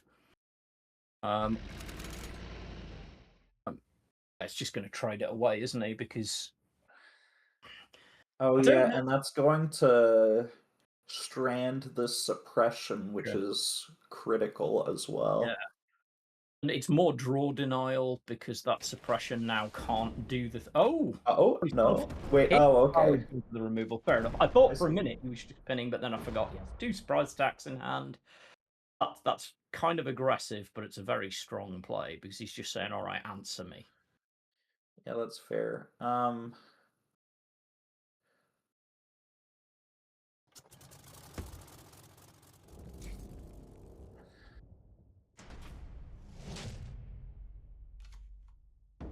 So gets the draw off the suppression. Obviously, the Tay is a big threat. Oh, Oh no! that just does Oh it. That's no! It's just exacties. over. Yeah. Uh, Oh, it's just Jova. Oh, the ultimate top deck. And like you yeah, said, he played every line he could to stay in the game, and it almost looked like he had it. And then there's just that one top deck, and you are just gone. Perfect lethal.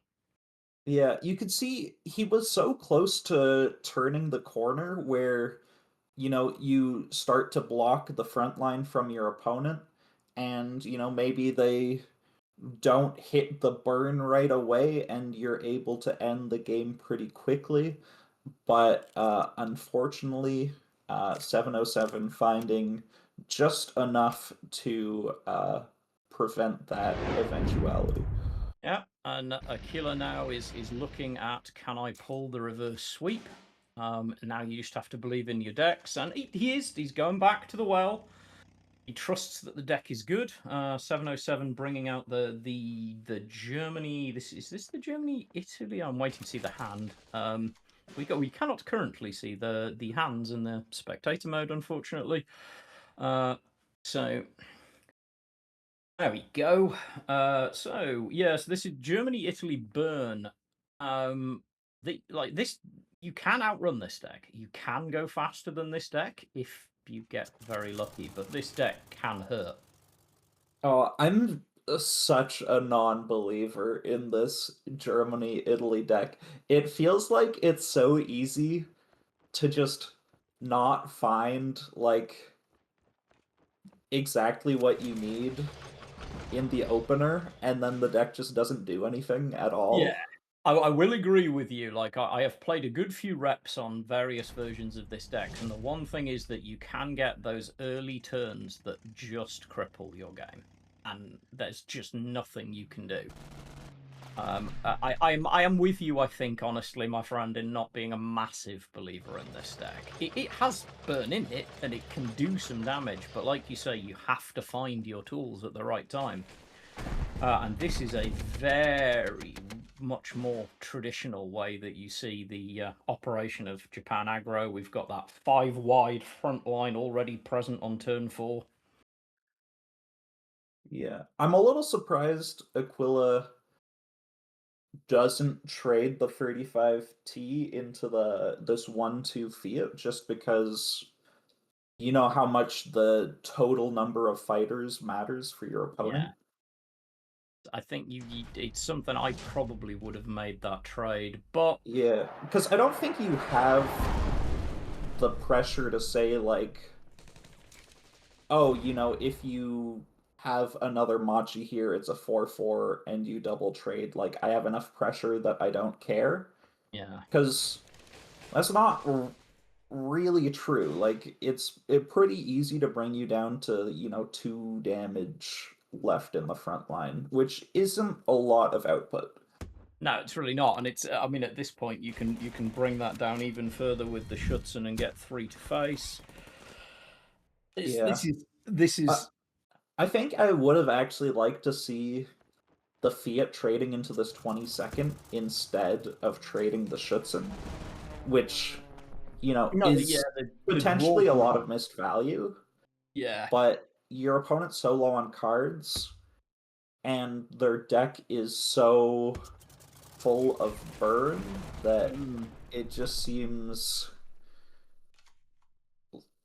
like you need to answer that card draw engine as soon as possible. yeah. Far be it from me to be overly critical. Clearly, I'm very much washed from my competitive days, but I think that might have been a misplay. The Schutzen is nice, but you don't want that constant draw available, because the one thing that your big advantage was that you were crippling your opponent for card access, and that stopped being the case now.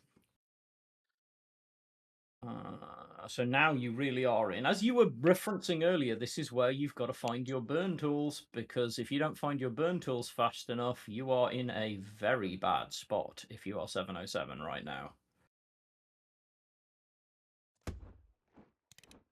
Oh, where's he go? Yeah, and key Anne for Aquila being arguably the best burn card in the entire deck. Again, leaving the draw engine live. So now I don't hate it as much because he has this countermeasure. Is it the lightning strike, I believe? He So does. that is 4 damage to the opponent. I'm still not sure I want any loose draw, but yeah, we'll see. This is gonna be. I mean, it seems like with the key Anne, it's not going to make it. If it wasn't for the key Anne, you can probably double trade and attack in the colonies to the HQ. yeah. And maybe they have enough cards in hand next turn for this Kriegsmarine. What you kind of have to hope now, and I think now. Okay, so I don't mean to be that human, but now's the moment I definitely probably didn't want to kill the draw engine because I want the extra card draw for that Kriegsmarine. Yeah, but I mean, it is, I mean, technically the most damage in the front line. And, if you attack the outer unit, you're still putting burn back into your opponent's hand. So what does that really accomplish? It's true. This is going to be really interesting. I'm not sure. Wait, so we're gonna. Okay, we are gonna take the prosperity, which is it's definitely gives you some threat and pressure. Removes the reach. Oh, Roma's not good.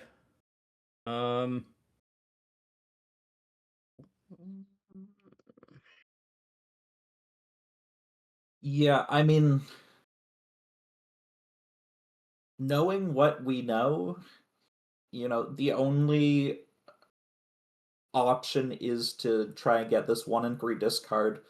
But, he doesn't have intel on this fighter, right? I was going to say, he can't. There's no intel on there. He does not know what's in hand. I mean, he can make an educated guess that it could be there, and he knows that if it is there, Yeah. it's lethal. And I think But wow. Oh, wow. He does hit it. Well, all right, sometimes RNG is your friend. And he has the Roma. Yeah. Wow. That does it. Yeah, that is the 33% chance that just changes the game. Yeah, that's pretty crazy. And also to go for it. Yeah, just to be prepared to take that risk. But I mean, it's going to pay off for him, and it's going to give him a straight sweep. Just taking a moment, I think, to make sure he's not missed any countermeasures his opponent might have. But that was a very ballsy finish. That play for the Kriegsmarine play for me. I don't know if I'd have been quite as calm as to play that play, if I'm honest. But yeah, well, I think he sees that he has the Roma in hand for 5 more damage, so you're able to say, "Hey, I can trade out these burn units in the front line and put more cards into my opponent's hand." And deal 2 more damage, but 2 more damage doesn't kill him. I know my opponent doesn't run any healing in his deck, so 2 and 4 are the same number, essentially. I mean, it's true. And to say that it's, more important to take out a random card than to, take out one of these 1/3s that is just going to burn me for 1. Yeah, again, we do see every now and then in these tournaments, you see that fascinating play, and I think sometimes the personality of the player comes through as well. There are some players who definitely have a more kind of willingness to trust to the fact that their instinct is right and just take that risk. And I mean, you won't see a much more dramatic finish. You end up with perfect lethal from Roma while your opponent can flood the board as much as they like. Yeah, and I mean, anybody could see from our commentary that we would have, leaned towards the value game a little more, Yeah. even with these burn decks. And maybe that's why we might not have brought these burn decks in the first place, right? Yeah. Maybe Well, we saw yeah. this line rewarded. Yeah, absolutely. I And mean, it played out there's from, again, neither of us are competing in this tournament. yeah. But let's take a look at the bracket of those who are, and we'll have a quick look at where we are, and obviously we'll get ready for handing off to our other casting team. So we do in fact have Hachiman and 707 as the first established match for tomorrow, which is fantastic. And then we will be moving on to see C or Psi, depending on the way that you want to pronounce it, playing against DHHH or DHH. And we are going to hand, I believe, over to the wonderful Thanatron. Sorry, just getting a message. Yes, we are, in fact, handing over to Thanatron and Bubbles for this one. Berto, a pleasure as ever.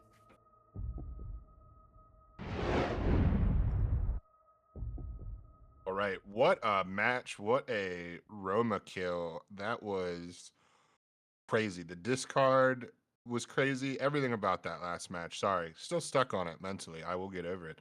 But that was awesome. And now we have a great game coming up between DHH and his opponent. Let's go ahead and get into their player cards right away. Can't wait for the proceedings to continue. Psi, of course, has been around the block quite a bit over the last 2 years with some really, really impressive results. This Swiss going 4-1 still, again, very, very impressive. Another 1,200 matches played, which is quite significant. That is a ton, almost 900 wins. Very, very nice.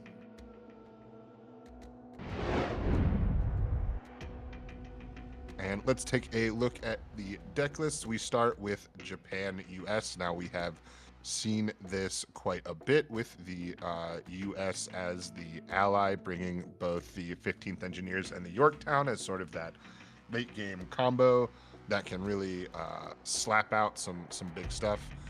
We see a single copy of the Sullivans, just a sort of nice take for just a little bit of buff. But otherwise, you have some really strong Jaggro tools, and of course, 2 Seahawks just to make your opponent's life a little bit more miserable. Moving over, we have a buffs list, a classic buffs list with a US ally. No need to spend a lot of time on that, but you do see it is a thicker version that we are more accustomed to seeing now in this new spring meta, going all the way down to Queen Zone. And then we see, of course, our Soviet control, which we've seen a little bit in this tournament, but we really haven't seen a drawn out sort of drag out slobber knocker of a control matchup quite yet. And I do feel there is one looming for this tournament at some point, a nice 30-minute match. We'll see when that rears its head. But this big, thick Soviet France deck, resistance providing all sorts of stall, pin to your opponent, sabotage providing targeted discard, which is extremely deadly. So certainly to be reckoned with. And then US Japan, which is a little more mid-range than sort of the more aggressive Jaggro variant, and holds some stopping power in its high end. Things like Tiger Cat can really generate a board for you, and of course a sneaky big 3 in there as well to provide a big old buff to the board. Can really shake that game up as well. Bubbles, can you take me through Psi's opponent, DHH? I most certainly can. DHH COFN. 939 matches, so a decent number of games with a 66% win rate. That is a 2 out of 3 games being a victory, and a Swiss record of 3-2. So again, the lower end on the Swiss record, but good enough to get to the top 8, at which point anything can happen. And also, there can also be a lot of lessons in those defeats in the Swiss. You can really learn a lot about your decks, you can learn a lot about the meta, and you can see powerful decks from your opponents that you hadn't properly considered. We do see Yank being the favorite card, a bit of a blast from the past. Whenever you develop an additional retribution, it can be a really fun card. I know a lot of players are a big fan of this card, so nice to see it getting just a little bit of shine light on it, or limelight on it with the favorite card. And most played Britain, so we'll take a look at their decks, and we might get to take a look at what that British deck is. Now we're going to start with the USA Japan deck. We've seen a lot of Japan USA, and we do see some USA Japan as well, sort of the flip side of that deck. But we actually see DHH preferring that to the Japan main, not taking any Japan main deck at all, and instead just deciding that the US version, a little bit slower, a little bit more mid-rangey, is the stronger variant of the two. We then see the Brit buff deck. This has become more of a mid-range deck as well. It's very similar to this Japan USA and USA Japan deck in a lot of ways, but it also is fairly different in quite a few ways. I see a lot of similarities between these decks. They're a little bit more aggressive facing, but they are a lot slower in sort of how they close out the long game as well. They've got a lot of mid-range packaging. I think these decks are very similar, and I'm excited to see these decks face against each other a little bit more. We then see a Soviet Japan sort of T-34 control deck. Little bit strange, not something we've really seen anyone bring to the competitive scene for a long time. When T-34 Tribal first started getting support, we did see some players experimenting it with USA Ally and with Italy Ally, and now we see it in the top 8. It's a very unique deck. I'm very, very excited to see this deck see some play. I am very much hoping it doesn't get banned, because I'm just so excited to see a T-34 Tribal deck in the top 8 of a tournament. And then we have this Germany-France sort of burn deck. It's a little bit similar to the Italy version, but it can play a little bit slower with things like Liberation, just a little bit more consistent healing, but it also doesn't burn out quite as quickly. So I'm very interested to see this deck as well. I expect either the USA or Brit deck will catch the ban, but I'll be very interested to see what our players choose to ban. Yeah, certainly a really unique lineup by DHH, which is going to, I think, give us a really interesting set here. And as you said, that Soviet deck is not going to receive the ban. So I think we have a pretty good shot at seeing it. And like you, I'm also excited to see a T-34 deck in the wild in the big that scared me. 2026. That scared me for a moment, man. Yeah, Sides truly was trailer, like, no. I don't like no T-34s. No, so yeah, we see Side's control deck getting banned and DHS's buff deck getting banned. Does this surprise you, or does this match with your expectations? Certainly buffs getting banned by Sai makes the most sense. I feel like I wouldn't call what DHH is doing quite off meta yet. Time will tell. Maybe that is something that we might call it towards the end of this set. But I will reserve that judgment for a little bit. At this point, I don't, like I said, want to call it quite off meta, but it's certainly different. And the one hard meta list is buffs, and Sai being a very talented hard meta player says, you know what, just go ahead and get that out of here. As far as the reverse end, I honestly don't know what is a good ban for DHH, because his decks are unique, right? So he's playing a burn deck, he's playing T-34 Tribal. Those matchups are going to be interesting. So banning the big control list, I guess is what he doesn't want to see with those two lists. So we'll see if that's a stroke of brilliance or not. Now we see Germany, France up against Japan, USA. Now, DHH is going first. If he can find one of these really cheap infantry, he could have an explosive start and try and get enough units down on the board to slow Side down. However, doesn't look like he's going to have one. Sai has a somewhat slow hand as well. However, if you're able to get this expansion off, then you can very quickly find more tools and resources to accelerate your game plan. If we do reach the mid game, I can see Sai very quickly taking things over. However, DHH has so much burn available in their deck that we might not really reach that stage of the game. Sai keeping back a cavalry, likely to play it with his expansion so that he can guarantee himself some draw. Oh, that's a Going nice second, putting that find. cavalry out has certainly fallen out of favor in the current meta. And it's quite a nice find. And the raiding brigade as well for Sai, looming large. Both 15th engineers in the starting hand isn't what you want, but it does ensure that you will see them. Yeah, We and I mean talked the before second. about how they can be used to buff a backline when your opponent has the front line as well. And then, like we said, guarantees the expansion here. The second 15th as well is a lot easier to play when you've played the first one because you're going to have lots of credits. Obviously, it does mean that you have less tools available to actually contest the board in the meantime, but can very quickly, you get 4 extra credits from the first one, and then that basically plays the second one for free. However, you do need to have enough board control for that to be worth it. We do see the crossfire increase to 5k. It does make it slightly slower and more awkward, but size board is looking relatively tasty for it. I'd also be tempted to get this salamander down and start dealing with these units on board. Really good use of the Sullivans there by Sai to ensure that everything is at 2 health, taking away that crossfire play. Very cognizant of the 1 health unit being the sort of fuse that his opponent can light to destroy his board, so to speak. So good it's got to play. be salamander, right? There's no real option. It means that you're going to be... Oh, is he maybe going for the suppress into the crossfire? Just wants to clear the board completely, doesn't want to take any chances. And it will cause an overdraw as well. Not a huge deal, but it does slow things down.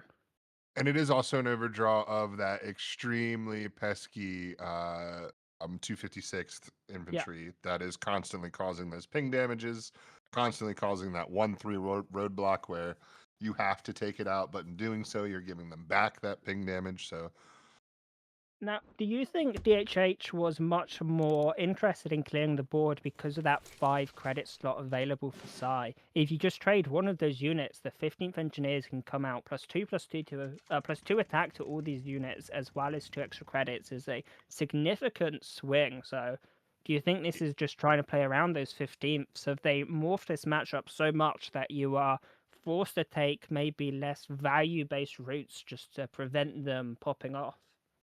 yeah, I think that's a really excellent point and kind of speaks to how much ramp can be available with that card as well, right? We have already talked about its buff potential. I've already sort of laid out how it can be used like a newfangled Blitzkrieg, one that could be even more powerful than Blitzkrieg itself.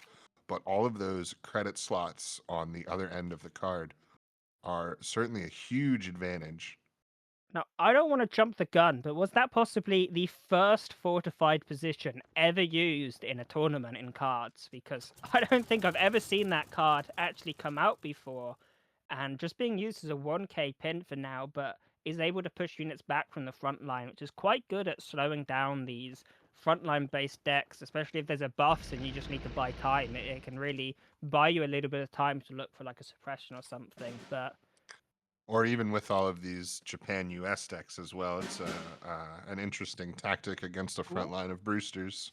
Not trading into the 1/1, instead deciding to save the credit back. Now, I would have been very interested in seeing that Arado actually attacking this little tank cat and getting rid of it, as I think when you trade with the Arado before shuffling it back into your deck, it just feels like such a stronger combo. Now, it is very nice playing the Arado, getting an order from it, and then shuffling it back into your deck for more draw.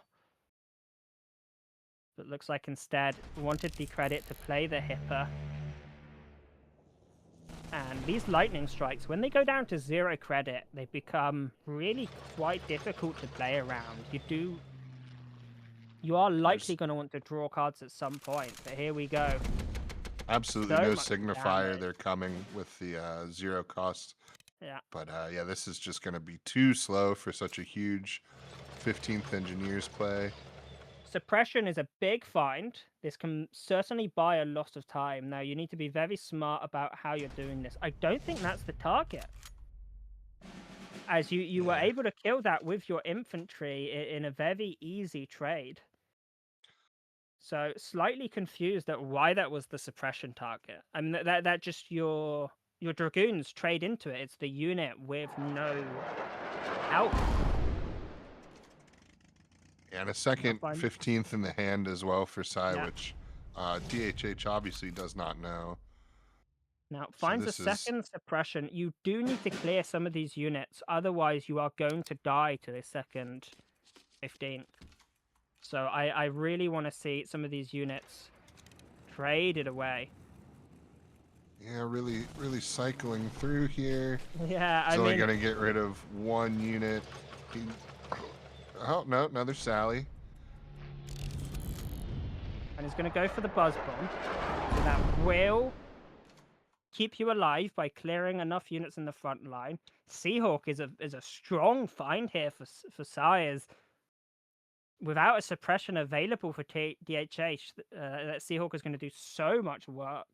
I'd be Yeah, tempted absolutely. to put down the Seahawk and just focus on getting a board which sticks. Now, Raiding Brigade is a great answer to this bomber, which really needs to go. It's going to generate a lot of value. We are also Yeah. seeing the point in the game where DHH could kill Sai in just a couple turns with burn. So while DHH obviously closer to death, Sai is maybe not as far away from it as you would assume. Sitting on that second 15th also just means, something like Raiding Brigade to get a really nice trade also means another unit in the front line, right? So Yep. we're setting up our second 15th, basically setting up that Blitzkrieg type attack. We're gonna get the Seahawk down, valuing that effect from it, and now. Yeah, and I really DHH like the surprise attack here on the Yep. units separately. Pin We do both not of need them. these. Yeah, we don't. We do not care about doubling those up for targeted removal. We only care about the tempo. We have our lethal. You've got to burn us down This. here and now. You have to go for the errado first, because you want to find a suppression or a way of Right. dealing with this unit before you attack with this fighter. You But can't even that trade means- into the 4-2 with the Salamander with the Seahawk present. Exactly, and 15E just doesn't do anything. You can play one to clear your hand space for a future Enigma, but it doesn't do anything if you actually play it. It's not having any impact. Honor and Loyalty, it's a good find. It will let you try and find an out to this board. Sally is... Oh, into Dornier and Sally. And there you go. That is going to retreat this air unit. Double And now we liberation can now as start well. clearing the board. Yeah, I mean, you've got the liberation, but also just going for the Yag bomber, saying you can. Nope, going Oh. back on that. Yeah, back to the double I liberation. mean, 12 health is a significant amount of health. Puts you back up to 20, and importantly, puts a lot of these resistances in your opponent's deck. And if you can pin a unit in the front line, that can be a lot of damage saved. Yeah, and giving a 15th back to side does feel like a certain level of danger. It is not hard for Yeah. a Jagro type deck to flood a front line and to generate a lot of value off of that. So obviously also- not putting it back in his hand.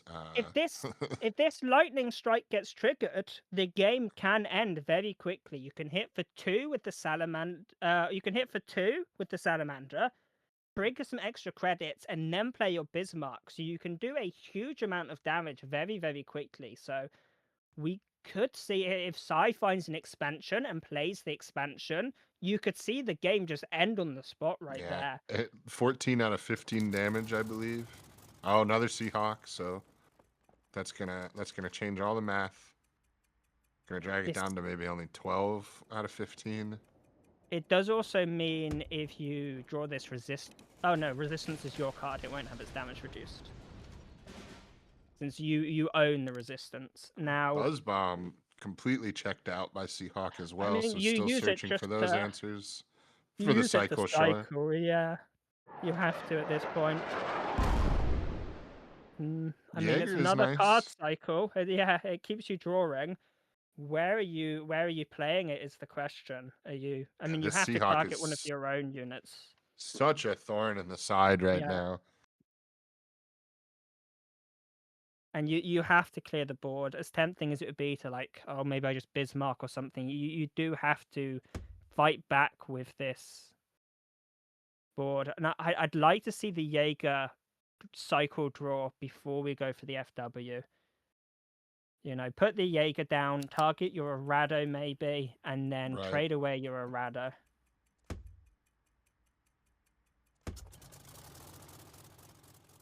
It's just awkward now. The one damage to What face, is thinking second? about the burn kill before we think about... That's interesting as well. But hold on, with the 15th... Oh, here comes a pin that might have Yeah. kept him alive. With the Type 93 and the 15th, that was going to be a huge amount of damage. They're going to be able to buff the fighter. Both units in the front Right. line with the 15th and the Type 93. They have the full prosperity. That resistance may have just kept them in this game. And 3 out of 4 pins would have been really nice. The only way that resistance would have truly failed DHH there was the infantry unit in the backline getting pinned. absolutely. Now, we are looking to the point in the game where DHH can try and Bismarck plus attack with this big fighter in the back. Obviously, next turn will only be 11 credits. Really, they need a 12 credit amount to do that. And looks like there's just going to be we can do it coming out. Super helpful here now. Chunky board and a little bit of health, basically setting up this huge front line for this huge 15th play. Yeah, and I mean, there's no Leopold in DHH's deck. They don't have Leopold as they're going for more of a burn package, so... Yeah, and this looks to be brilliantly played by Sai and possibly completely sewn up. The Panzer Grenadier is pretty big here because this bounces the Right. Seahawk, and now you can finally start killing Use some these of these dragoons. units. Yeah, and you can also get the Jaeger draw as well. And gonna find a Kriegsmarine, which is a lot of burn damage, and they're gonna be able to clear up the board. However, Changes a lot of the math here, the Kriegsmarine. but there's still a lot going on. Another Resistance with the big damage into another resistance. That is huge. But Double it pins pin the same unit. yeah. So that's a little helpful, but it means there's no way Sai is going to be able to find a lethal here. And it takes you off lethal, but really you wanted it to pin both these units. And I do think Yeah. there's the potential that the Seahawk just comes down and the game ends when the Seahawk comes down. Even if you find a suppression, I don't know if it's enough. Can he hand dump to play around the Kriegsmarine as well? I mean, you do actually, if you find a suppression, you do cycle from the suppression. So if you find a suppression, you might be able to dig your way out of this match. But really, a big issue throughout this whole match, this Seahawk has been just such a problem. Really big Shinano, too. There's a Rado. Now, yeah, get the Dragoons down first. Oh, that's not what you need. Not at all. And I believe there's nothing left for DHH to do in this matchup. This Seahawk is just going to win them the match. Yeah, the best option that they probably have if this wasn't a lethal turn would be to take out the buff wagon, take out a good solid 5 bit of damage, but there might be a true. resistance card off the top of the deck, so go for the Turpets, go for the Kriegsmarine as well. Surely, just get a little bit more damage and discard something from their hand. The But 2 no. damage there would put them to 6, which would bring because the of how Bismarck resistance lethal. work pins, this is still pinned because resistance basically pins for 2 turns. because it pins on your turn, and then it's the end of your next turn that the pin gets removed. But with only one buff, surely, or I'm sorry, only with one pin. He can't play units. He can't play units because of the Turpits. Correct. Yep, I'd already forgotten. So it will buy DHH another turn, which might be all he needs. Why did they Bismarck not go does for this 10. Kriegsmarine? Yeah, the Kriegsmarine would have got him the game. Yeah, I'm really not. And I mean, 6 credits. Why hold it? You're not going to get more damage out of it. He would have lethal here. Does he still have lethal? He does still, because the Salamander plus the Bismarck. Salamander. Oh, He by still the had skin lethal. of his teeth, he takes the match. What an ending. Kriegsmarine would have done it too. Not exactly sure why not playing, but playing it. But we even kind of poo-pooed the Turpit's draw. Ends up being the key to the burn win there. But also, Really, really impressive stuff.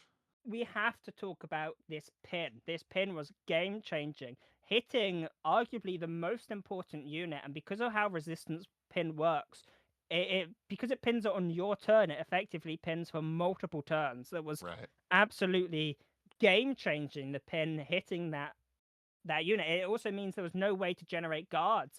If you can get an attack off with this and generate a guard, you can potentially save yourself just a little bit of extra damage from the Salamander. Yeah, so that pin right where you needed it, right at the right time, and coming down to single points of damage is really that game could not have been closer. Yeah, some really, really crazy ripple effects in that one. And now, if you are Sai, where do you go from here? Looks like Sai's sticking with his deck, and no, it's tribal time, baby. It's the T34 tribal. It's here, and I mean, I'll be honest, I don't know what matchups it's good in. I don't know what we're looking for. I have no idea what we're trying to do with We're this looking deck. for T34s, baby. All right, you got me there. You got me there. I mean, do you go for... No, okay, we saved the 12th. Yeah. It's a shame to get 2 of these T34 76Ds, as I believe you want to chain these into each other. They've got the ability to draw new T34s and lower their cost. So if you go T34 into T34 and with these 76Ds, it can be a really nice chain. But I just think you should have enough. Sasebo, always really nice to get that extra bit of oomph. This is a nice looking hand here. I'm tempted. Get down the guard, get down the 12th. And I mean, 12th is highly likely to survive until your next turn, and then you can go for the T34 draw. There's also the option of just getting a big fighter down, but saves the 12th. That's really interesting. And there's the Seahawk back for more. Yeah, if he was playing, there's of course the Jagger variant running Colm with the Soviet side, and maybe you hold it then because of the sickle threat or similar, but in this matchup, yeah, I'm really not sure. I mean, also when you have these T34s available next turn, and they do also generate more draw, I'm just so much more tempted to throw it out, because look at this. Destruction, draw T34 from your deck. But even if your 12th guards die, you can get more draw and more value out of your hand. Now, it looks like I have to assume the next turn is going to be 12th with the T34. I would. Do you not go for trade into Red Banner, maybe? Because you have that heavy armor 1, you can value trade. Ooh, 55th rifles. It's not only a guard, but it gives you extra credits as well. And I'd like to see the other one taken out, because the other one grows when a Navy card is played. I was going to say, Sasebo can continue to get bigger. Yeah, as 15th Cav will stay the same size it is. So sure, you give your opponent a card draw, but they're going to get that at some point anyway. Just bite the bullet and prevent it to continue to grow. Kian is also pretty nice here. It is. You do have a fighter to at least protect yourself from it, but it's such a threat.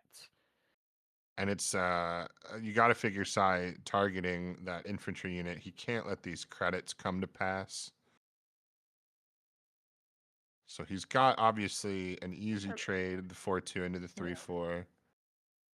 But I there mean, are many so ways what's to do it. DHH doing with these extra credits?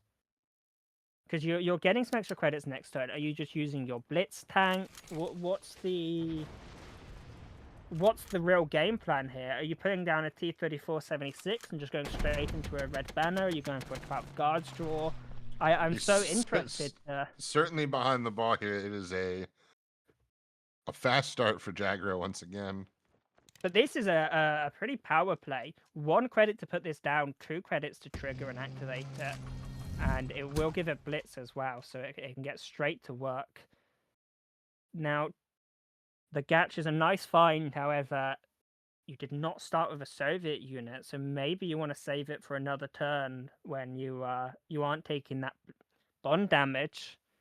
Yeah, and But then again, maybe you Ilyushin's just need the body on the board, right? It can trade straight away. It has blitz, and it will draw and heal you. You might even find another card to play off it. So Yeah, I would very have to much. imagine it's the move. Ilyushin might have been a nice play to try to find another guard, but obviously Ilyushin is going to either get Gotchka or... Yeah. It's another 12 guards. Which is... And it would have Bison. It's 1 point of healing, so it offsets the bond, but really you're hoping for like 5 or 6 points of health from that. Yeah. Oh, and now you've got some choices. You go for the We Can Do It for the engineers. You could even go for the Yorktown and just try and slow roll it a little bit. You have a lot of space to move. Yeah, Yorktown would certainly provide a lot of firepower. Yeah. However, some units in the back line that he could certainly The move thing into is, the front line now as well. with the Yorktown is even if like a victory balance comes out and resets your whole board, you've still got units on board, so you're not too unhappy, and you can just then play this fifth and buff up your board. And I like the high tempo play by Sai. DHH finally able to generate some value from some of the T-34 text and from some of his kit here, but it certainly feels But to be too little too late in the I mean, race. the turning point here lets you operate these tanks for free, which is something that's nice. And it's just going to give you a little bit more space to move up and take the front line. No damage to the HQ because this Seahawk is just, 1 less damage.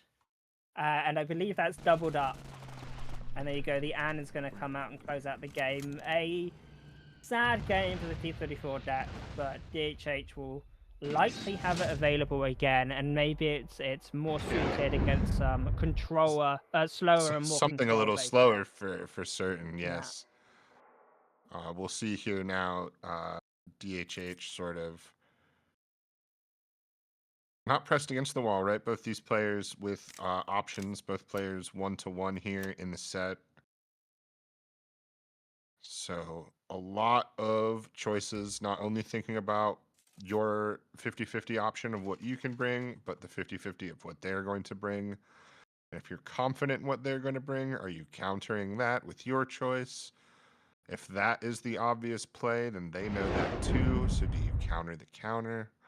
And then suddenly you're Oh, here we go falling again. in the rabbit hole of 224s. decision trees. You have a Bloody Sickle, which is a nice find against these aggressive decks. Up against, I believe this is the USA main, as we just saw the Japanese main. Washington, yep. And DHH. A little slower, so that is going in Yes. DHH's favor. But once, an early a Tiger Cat on curve or something like that could be. I mean, this is a much better hand, and we see the 73rd Infantry as well. Very, very slow card, but can pretty much win you the game on the spot with that destruction effect. Now we see a classic Japanese unit getting bloody sickled. It takes you back.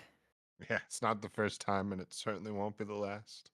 106th is a fantastic card in this matchup. It's going to do a lot of work here for DHH.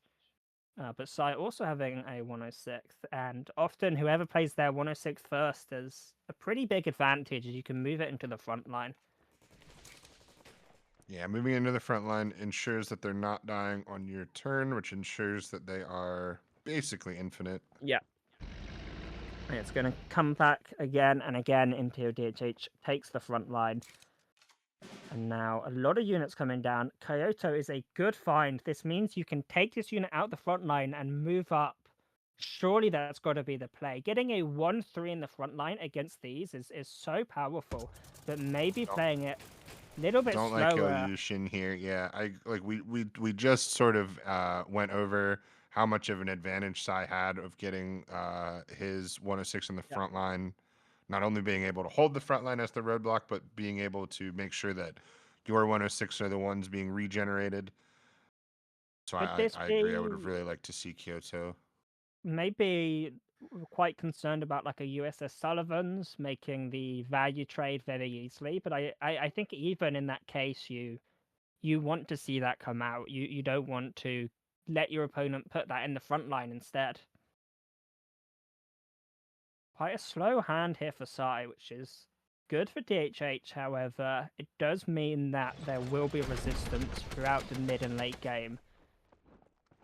And now we see what's it going to be. We already have a we can do it in hand, so I don't believe he'll take that. I believe the Unity of Strength will be the... There it is. Second 106 is a huge find. So there was so much 1 health in the front line. Yeah. You can clear the front line this turn. You can even put down your 5th Sasebo as well. And it's just a very nice and neat way of clearing the board here. Could think about holding your Sasebo back just because it's going to clearly die to their 106 that you are giving. Oh, okay, we're not going to give them a 106. Doesn't kill If we do the Kyoto play now, you know, it would still be quite effective. But it's like we could have just done it before. Yeah, but patience. True. Yeah, I mean, yeah. this is one of the things I like about watching these decks where they don't have as much competitive play is the lines the players take are often very different to what we assume they would take. And I can only chalk it up to this player has a much better idea of how the deck operates in these matchups than I do.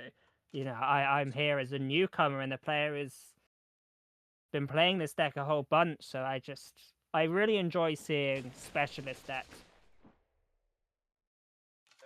Expansion for himself. Now, do Gets you himself go for some the nice trade draw. or do you go for the extended barrage? Because if you go for the trade, all you're getting back is a 1k unit. It's not particularly exciting. Could also go for the Kyoto. I like this Kyoto and go for the value trade on the 2-3 with your fighter. So go for the value trade. We're going to make a not value trade here instead. And we're just going to get the Sasebo back that we just chucked into a 1-1. Getting the T-34 down, I suppose. And also occupying the front line is... You know, if you're getting the T-34 down, then I agree with this trade, because then you're occupying the front line. I do think I would have preferred Kyoto and killing the 2-3. But if you are going to prioritize the T-34, then you have to push the front line to prevent the Yorktown. And now Sai in a slightly awkward position, but they do have many tools available. They do have 2 106, so they're able to take out a whole bunch of units. I'd be tempted to get these 106 down. A lot of options here. I mean, you can duress as well, but really this duress has got to go on this T-34, right? You would think so. Sai really taking his time here. 106s are going to be dancing for quite a while here. Going to be a lot of 106 ping pong. And yeah, there's the T-34 getting duressed as we expected. Now, interestingly, Right into another one. Another what? He drew another T-34, I was saying. Ah, yes.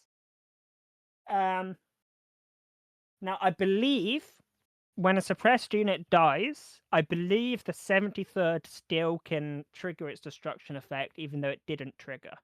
because it triggers the destruction effect on all destroyed units, not re-triggers the destruction effect themselves. So the unit dies, 73rd is played, it looks at the destroyed units, it goes, this had a destruction effect, and it triggers it because it looks at the original version of the unit, not the suppressed version. So even though this unit has been suppressed, DHH technically still able to trigger its destruction effect from beyond the grave. Let's play here. Basically, what I was thinking as well when he top decked that was, just throw the suppressed one in the front line. You can throw your Sable up for free, kind of return yourself to the board state you were looking for. Obviously, the heavy armor on the T-34 would have been nice with all of these 1 damage infantry units, but it's still a 4/4, still something that's going to need to get solved through here. And you can go right back to putting heavy armor in the front line your next turn. Of course, the T-34 deck, any kind of tank deck, right? You're going to need that front line. And as we already mentioned, denying the front line to a Yorktown deck, very useful as well. We are on bond 2, so if you play this infantry, you are taking 2 points of bond damage. However, we're able to get some pretty big buffs down with these unities. Two big unities. Yeah. And that's going to clear this T-34 and be able to push up to the front line. We are looking towards the point in the game where a victory banners can just end the game on the spot. Now, T-34 can trade and take the front line very, very efficiently. That also leaves you 3 credits, so you can go for the Kyoto or you can go for the 55th. 55th, very nice destruction effect. It allows this deck to combo off from what it looks like, as you can then go for 73rd very effectively. So DHH has a few lines to take, and I think this is when the experience on the deck will really have to come in and do a lot of work here for DHH, as at a bit of a crossroads in how they approach this. I would note that that unit has no keywords, so you can take it out with exposed. It no longer has keywords, it's done its shock attack. Like you spoke right to him. Is it just going to be... This is pretty just good. Yeah, just a nice clearing of all of the threats. Oh, but doesn't push up. Yeah, Very I interesting. would have liked to see the front line more than readying another 106th personally, but again, we are definitely erring to the side of the deck creator, as you have mentioned quite a few times. No, yeah, I mean, it's still not a lot of great options here. It's very Could awkward. go I mean, wide on the infantry and try to enable the unity of strength. I think you have to, right? 106th unity move up is the only line I see, but the Kyoto, who has been waiting so patiently, would finally be able to come out and presumably counter that. But no assumptions, as my assumptions have been pretty off so far this match. But I mean, you've been assuming that he's been patiently waiting for a bigger Kyoto play, so that would kind of be a correct call. We do. Yep, we do see it. Seem to be the best line to both of us. Oh, the overpower! My gosh, the absolute nuke overpower. But hold of course, on, it will killing kill all your own. this. Yeah, I think that's okay. I think that's okay. No, DHH says no. It's not okay. He doesn't want to lose anything. You would, of course, be giving 3 of them back, but you're also wiping off so much buff. I think it is exciting, but I think the Kyoto is still the correct play here. Yeah, I would agree with that. But the juice is there. Thinking about the juice, goes with the juice. I can't blame him. It's difficult to resist and gets him down to 9 HP. The health pool is slowly falling now. And look, the 15th Engineers is the top deck, and it is no longer a good front line to make use of it. Oh, Seahawk, as always, a strong card. However, DHH has ways to combat it.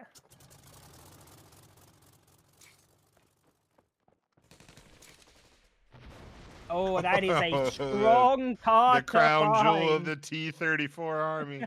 Oh, and with a 2 cross reduction, can play it. But considering just going for the 73rd, wants another T-34. Give me more, he says. Maybe waiting for a turning point to try and close out the game. If you find a turning point, you can convert all. A turning point. You can reduce the operation on your T-34s as well as give them spillover damage. So you can potentially just end the game. We did see one turning point get milled, unfortunately, as a 10th card. But I do believe there is one more in 2 deck. available. Yeah. 2 total. So 1 less. Yeah, in one deck. more in deck. Yep. Yeah. But 2 in total. Now, we have another exposed available as well, which obviously is a great answer to Seahawk. It's going to be Kyoto, not a bad answer to Seahawk as well. Yeah. Been holding this back pocket Kyoto forever. he's waiting. Sai's like, okay, he definitely doesn't have Kyoto at this point, but little does surely he know. would have played a Kyoto if he had one. And we're gonna see, we can do it. Now the front line has to be cleared this turn. Look at this hand available here. If you don't clear the front line, you're in serious trouble. Zhukov, a nice find. Red banner as well. I'd be tempted. Oh, it's difficult. I think we have to just trade, right? With we can do it providing so much health to these units, it basically ensures only 1 unit dies this turn. Yeah. I mean, and you that go for the Kyoto, ensures right? such a big 15th. Yeah, I would say that Well, this hold is on. Kyoto puts us on 7 credits. And then 6 credits to trade with a T-34. I mean, yeah, I think we have Also, no choice but Kyoto here. Zhukov could be an interesting play. Yeah. Red banner as well. Surely you attack a 1/6 first. Oh! Every time, there's no other 8 cost unit. It's always going to find that. Gonna say, and then 8 credits, you can play the T-34 and move up to the front line, or just, I mean, yeah, it doesn't matter if you Kyoto first because it's going to clear both of those every time, no matter what. And picks up a 55th rifles. The red banner, 6 credits into 8 credits. There's only one 8 credit unit available in the pool. It's always going to be this card. And imagine if you move this to the front line and red banner into an 8/8 Blitz Fury in the front line. You can do 16 damage on the spot.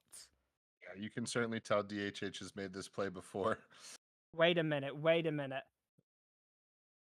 DHH next turn can go for the victory banners, move up 2 units to the front line, go for the victory banners. The units are going to be fresh units. They can do their attacks and blitz.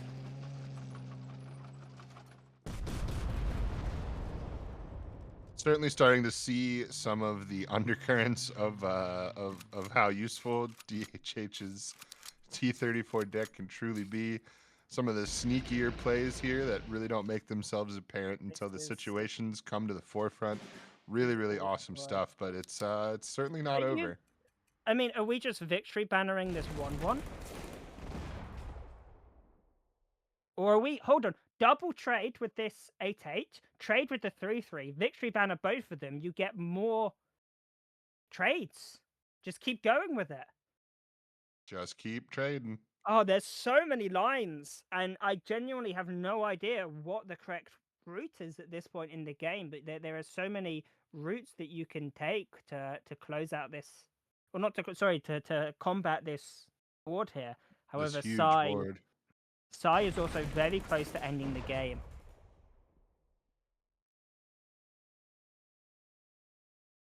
Yeah, every move here requiring maximum scrutiny from the players. Yeah, double 106 into the victory banners as well. Everyone's an 8/8. Go party time! Oh, look at the size of these mats! He's gonna a bigger army has never seen. He's gonna have the depth charges. Surely you have to. I mean, you can pin one of them and you can trade away with the other one, or you can double pin one of them to kill it, or you can just pin both of them. But it's still. Look at these lads go.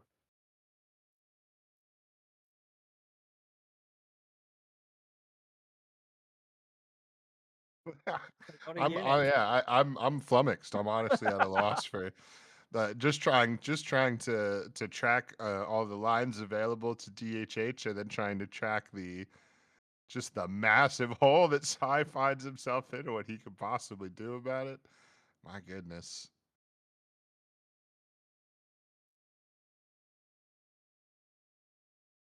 A very tenuous moment here for Sai as he starts the process of sawing through one of these incredibly large units. We'll pin the other one. Nope, we'll full pin kill the other one, full targeted removal. The Euro factory, the raw Euro factory.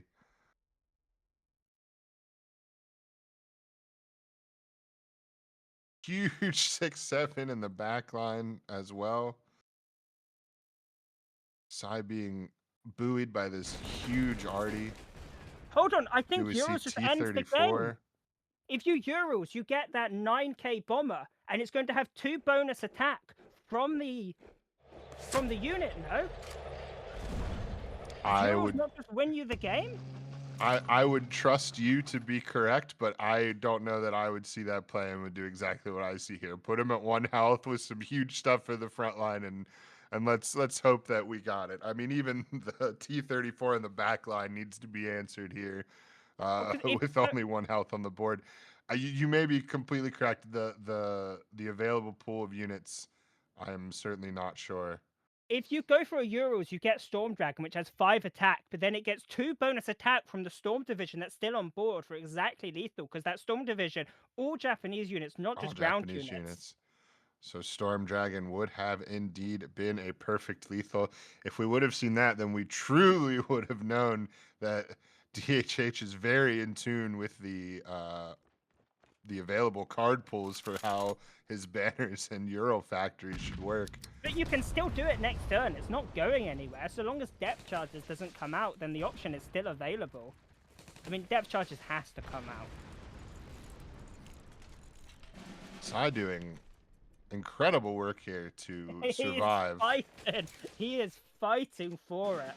One of the most frightening boards in recent memory.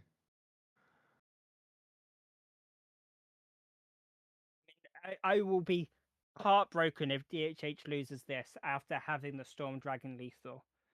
Because there was a lethal there, so if they don't manage to close it out, it is going to crush my soul. However, it seems very likely that DHH can do something to end this game. Maybe not this turn, but the turn after. I mean, upgrade, gonna give us a 7k tank, 7 credit tank, gonna be a big KV, and... Is that the KB that can't be targeted by artillery? No, it takes less damage from orders, and all your units take less damage from orders, I believe. I think, it used to not better be pinned, but I believe it's now order damage. Now, Sullivan's is going to try and find a real out to this game. Now, 15th Engineers plus Sullivan's does mean you can potentially clear both these units in the front line. But with this Blitz T-34 available for DHH, it does seem like it's just going to be too little to keep you in the game. I mean, you can't push up to the front line. Without being able to push up to the front line, the T-34 is inevitable.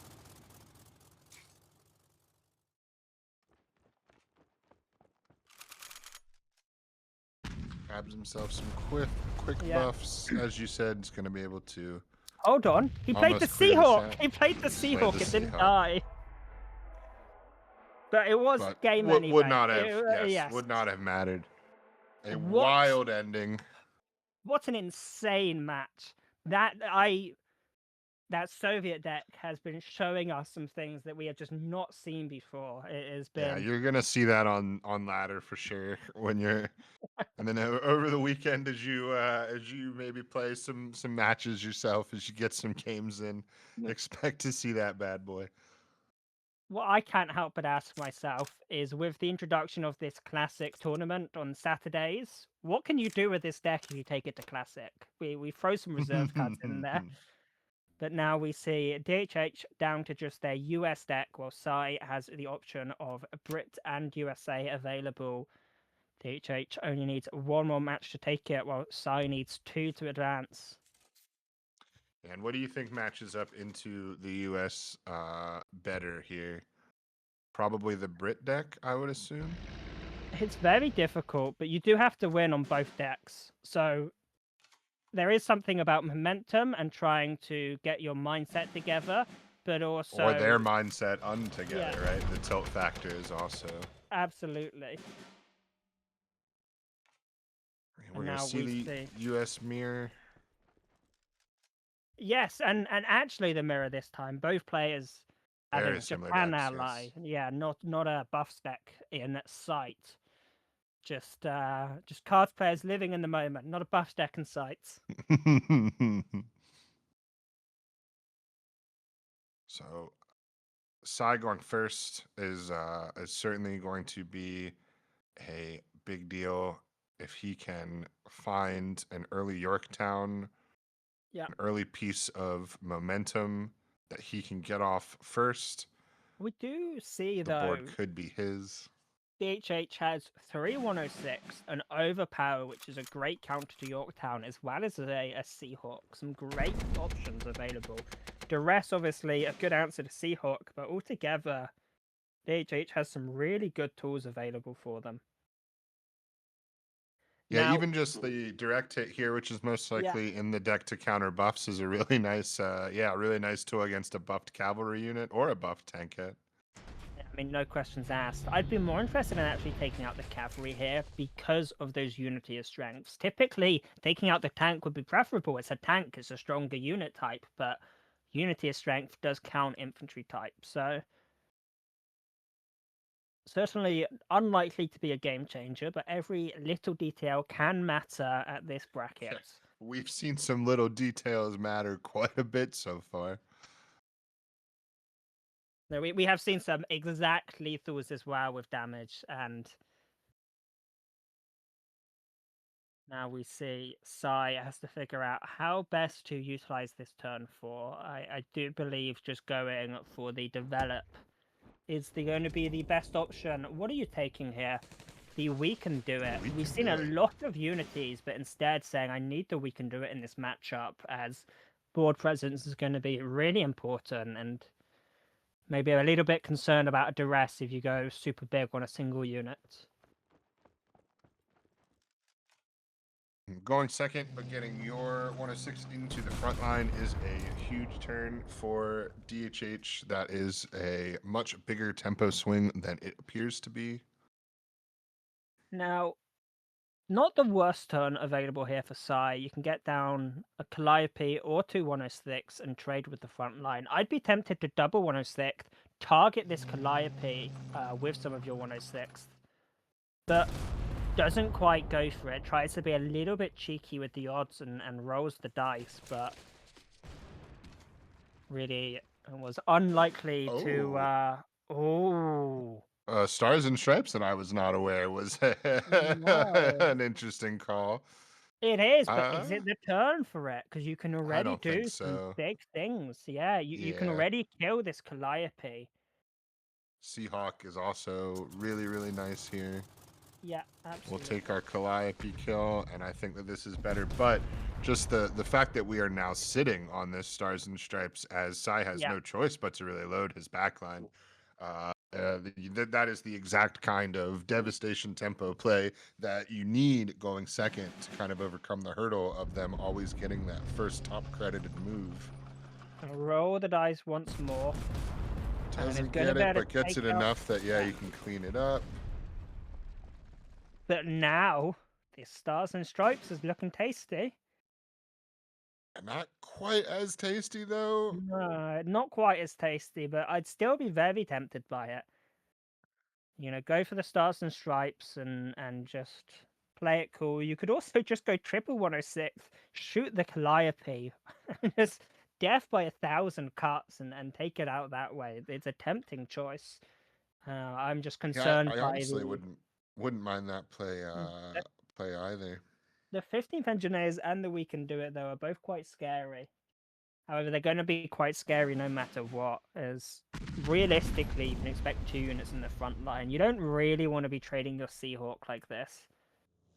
I mean, you have to because of the 15th Engineers, but it's not what you want to be doing. And oh my lord, how many 106 are we going to find in this mirror? The Seahawk was 7 of already, yeah, that is crazy. The Seahawk was already suppressed though, so it truly was just a 1-3. So not much reason to care. No, yeah, it's just you give him such an easy plank here to get rid of it. But like you say, it's not a big loss. Yeah, it's just a body at this point. And we may see that We Can Do It come out this turn. However, overpower. Being an overpower when you have 4 of the same unit type as your opponent, but not killing any of your own is quite Right. impressive. And honestly, I feel like I would like to just see, yeah, overpower and then 2 of your own. Maybe Yeah, the one let's- first. let's 151, play- right? Yeah, Oh, no, I yeah. could see that too, but I For was going to free, say the this is card draw. nicer. And you're avoiding bond damage, and when you're on 12 health, that can actually be significant. I think it's easy to write off, oh, it's just 1 damage, it's just 2 damage, but then you lose the game by 1 or 2 points of damage, and the Right. bond can matter. Now, Calliope plus the armored available for Psy, Calliope obviously does count as a Sherman despite being an artillery, so potentially, I do want to mention DHH, of course, early on in their tournament career, right? But making a lot of great little plays, playing around the intel. Had Yeah. 4 106s, but of course played the 2 that were intel, not giving away any bit of information. Goes for the Sherman. Just goes for an M4 Sherman, a blast from the past. And a very interesting choice. I mean, it is feasible to get this 4-4 into the front line the next turn, at which point you can go for the Sherman draw. Oh, Calliope is not the move there. I would have pushed both of your 106s up and then used the remaining 106s with the Pathfinders to take out the 4-4. Hold on, is this a 3, 4 4, 5, prosperity 6, turn? 7. Could it be the 4 prosperity turn? It tries to prevent Plus it. 3, It stops plus the Sherman 3. move up. It stops you moving up and getting the Sherman, right? It does, and we certainly know that is what happened. Oh, but no, instead we're going to play it slightly slower. Just fill the board with boys. And, I mean, this could potentially as well stop the Sherman as well. Now, I'm tempted to... Well, Type 94 is good, but I'm also tempted just to get this 15th Engineers going because the bonus credits are now potentially game warping. You know, just a few extra credits a turn. We are seeing Psy have a big hand and not being able to utilize all of it, especially with the Sherman available. So I'd be tempted just to take the +2/+2. Yeah, it's a really, really good point.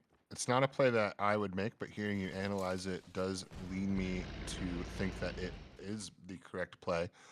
So I can certainly appreciate that. But yeah, we see a more well-rounded play, let's say, kind of just reducing the board to a couple 106s that we are not too worried about. Also able to set up this weird possible Sherman draw for ourselves still. Yeah.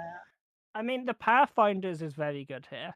With the Pathfinders and the double 106, you can clear both these US units, and you can then also use the Blitz effect on the Pathfinders with Sullivan to move up. So you go 106th into Pathfinders, take out this artillery, then you go... I mean, looks like they're considering their options, so that is the route I like the most, but... Instead, deciding to use the Pathfinders to clear the front line and not take out the artillery. Then we'll just move up the other 2 106s, which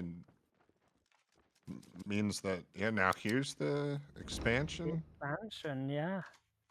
I don't like this as much. I understand the logic, but you've got so many 106 that you're likely to get an expansion off at any point in the game. I really think you had to deal with this artillery piece because it's going to do so much right now, especially if you get it buffed up attack-wise. Once again, this 15th Engineers isn't looking too terrible.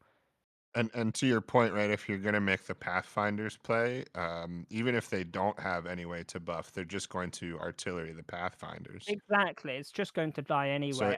if you're Really going to make the Pathfinders play, you have to make the Pathfinders play in a way that will also ensure Pathfinders can stay alive an extra turn, or otherwise, why do it?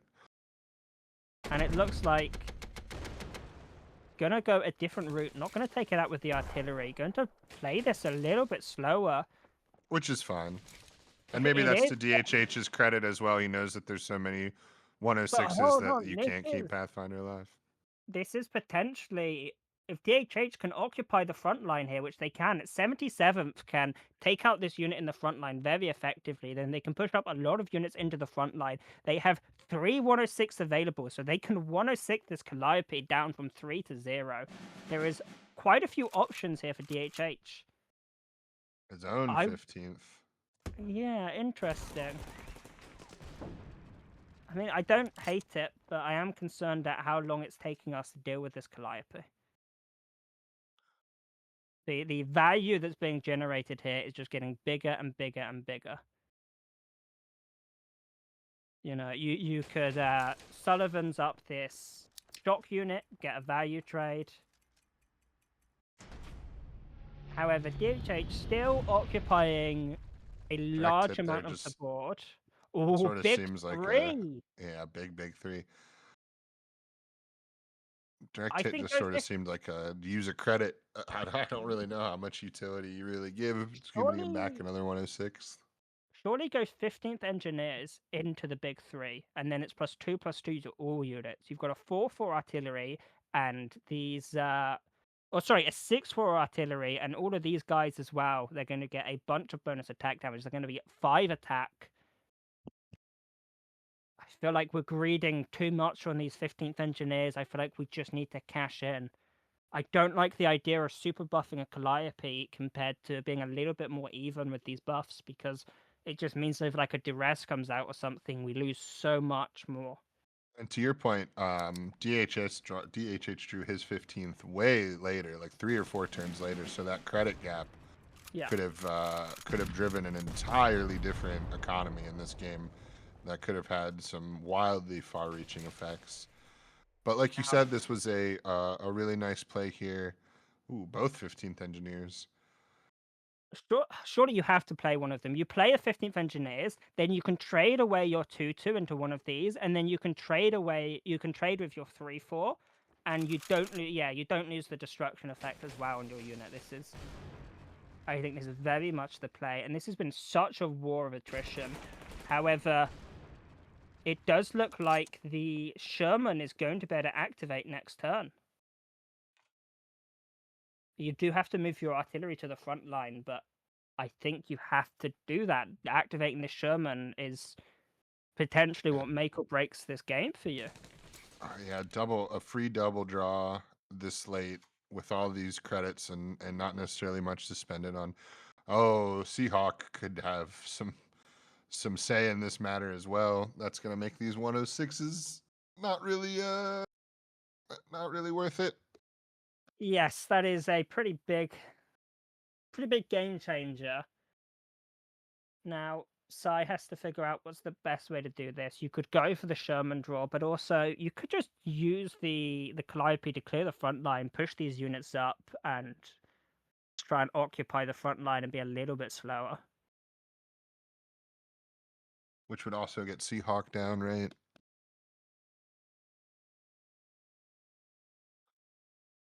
Perhaps slower, but perhaps more defensive.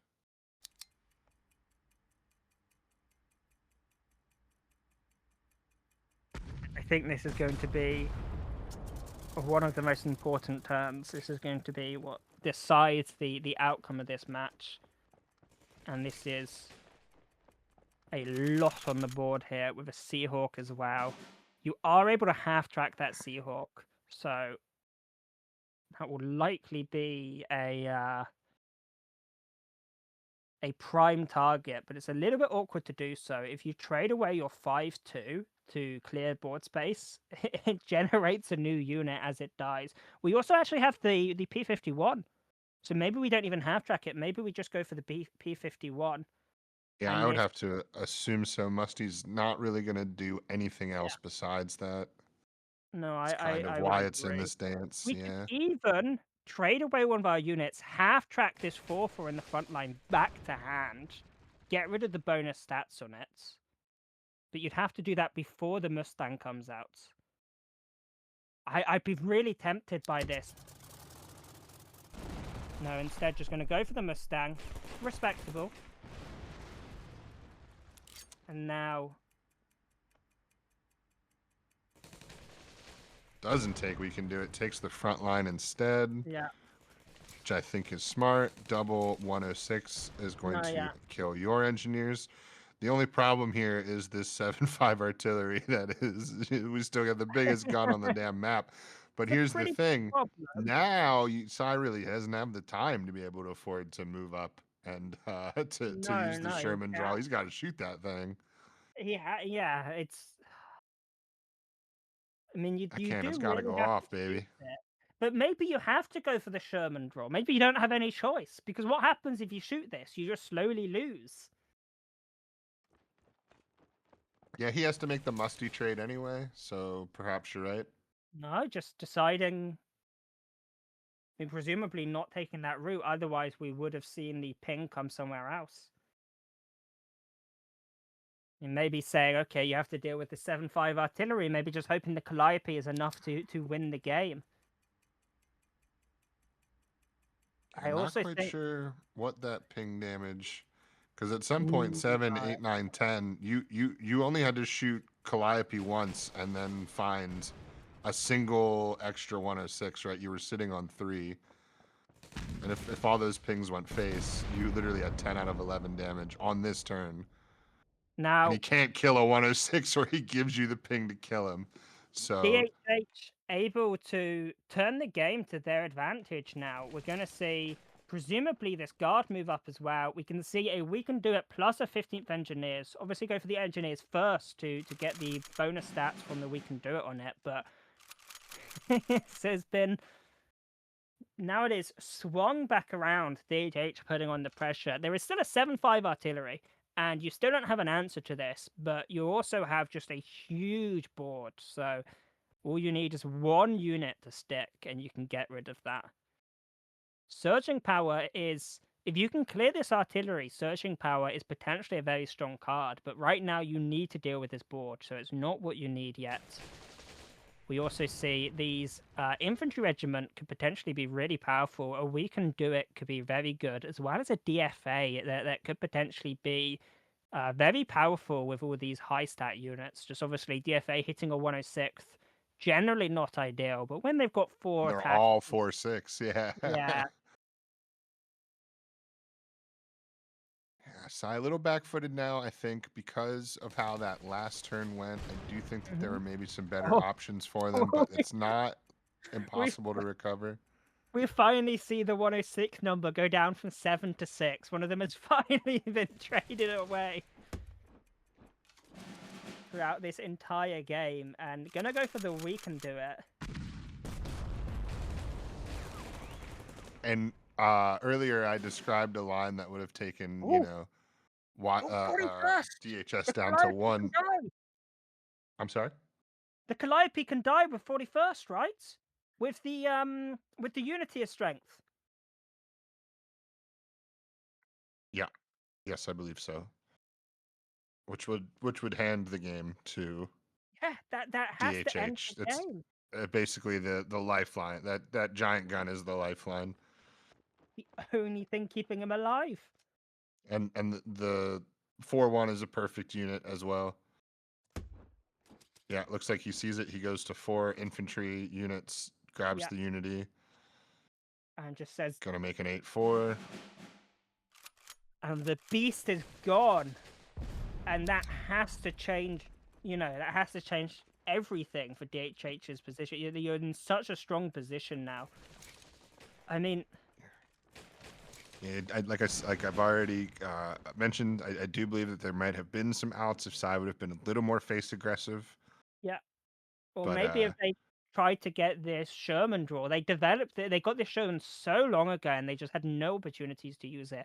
15th Engineers potentially gives them a little bit of wiggle room because it is +3 attack to all their units. Maybe they can buy a turn or two, but it's going to be so difficult to claw back into this match. I mean, are we taking the amphibious assault from the Japanese develop unit because it just clears this free for?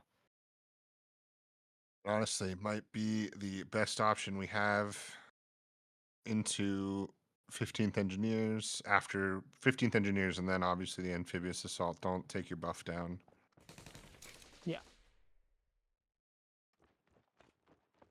Oh, instead, we're just going to play for the buffs. This gives you the strategic bombing, which buys you a And- nice chunk of time. But remember, we saw surging power played, so DHH does have a lot of bonus stats coming, as well as the Sullivans. Hilarious to see these decks that you wouldn't necessarily call ramp decks by any means be at 15 to 17 credits at the end of the game. Tiger Cat is huge. Tiger Cat is so much value, and it's a 7/7. No, I want to see, just trade. I just was going to say, I want to see DHH just Yeah, trading. You You're have the winning. value on the Yeah. board. Yeah, the board is yours. The value is yours. Just wrap it up. Don't open yourself to anything. I'd have been tempted to say half track instead of 106 there, just to guarantee that the front line doesn't get taken, as now you can actually go for an expansion draw of your say. You trade, you move True. up, you play the expansion. And don't get me wrong, you're grasping at straws, but sometimes you grasp the right straw.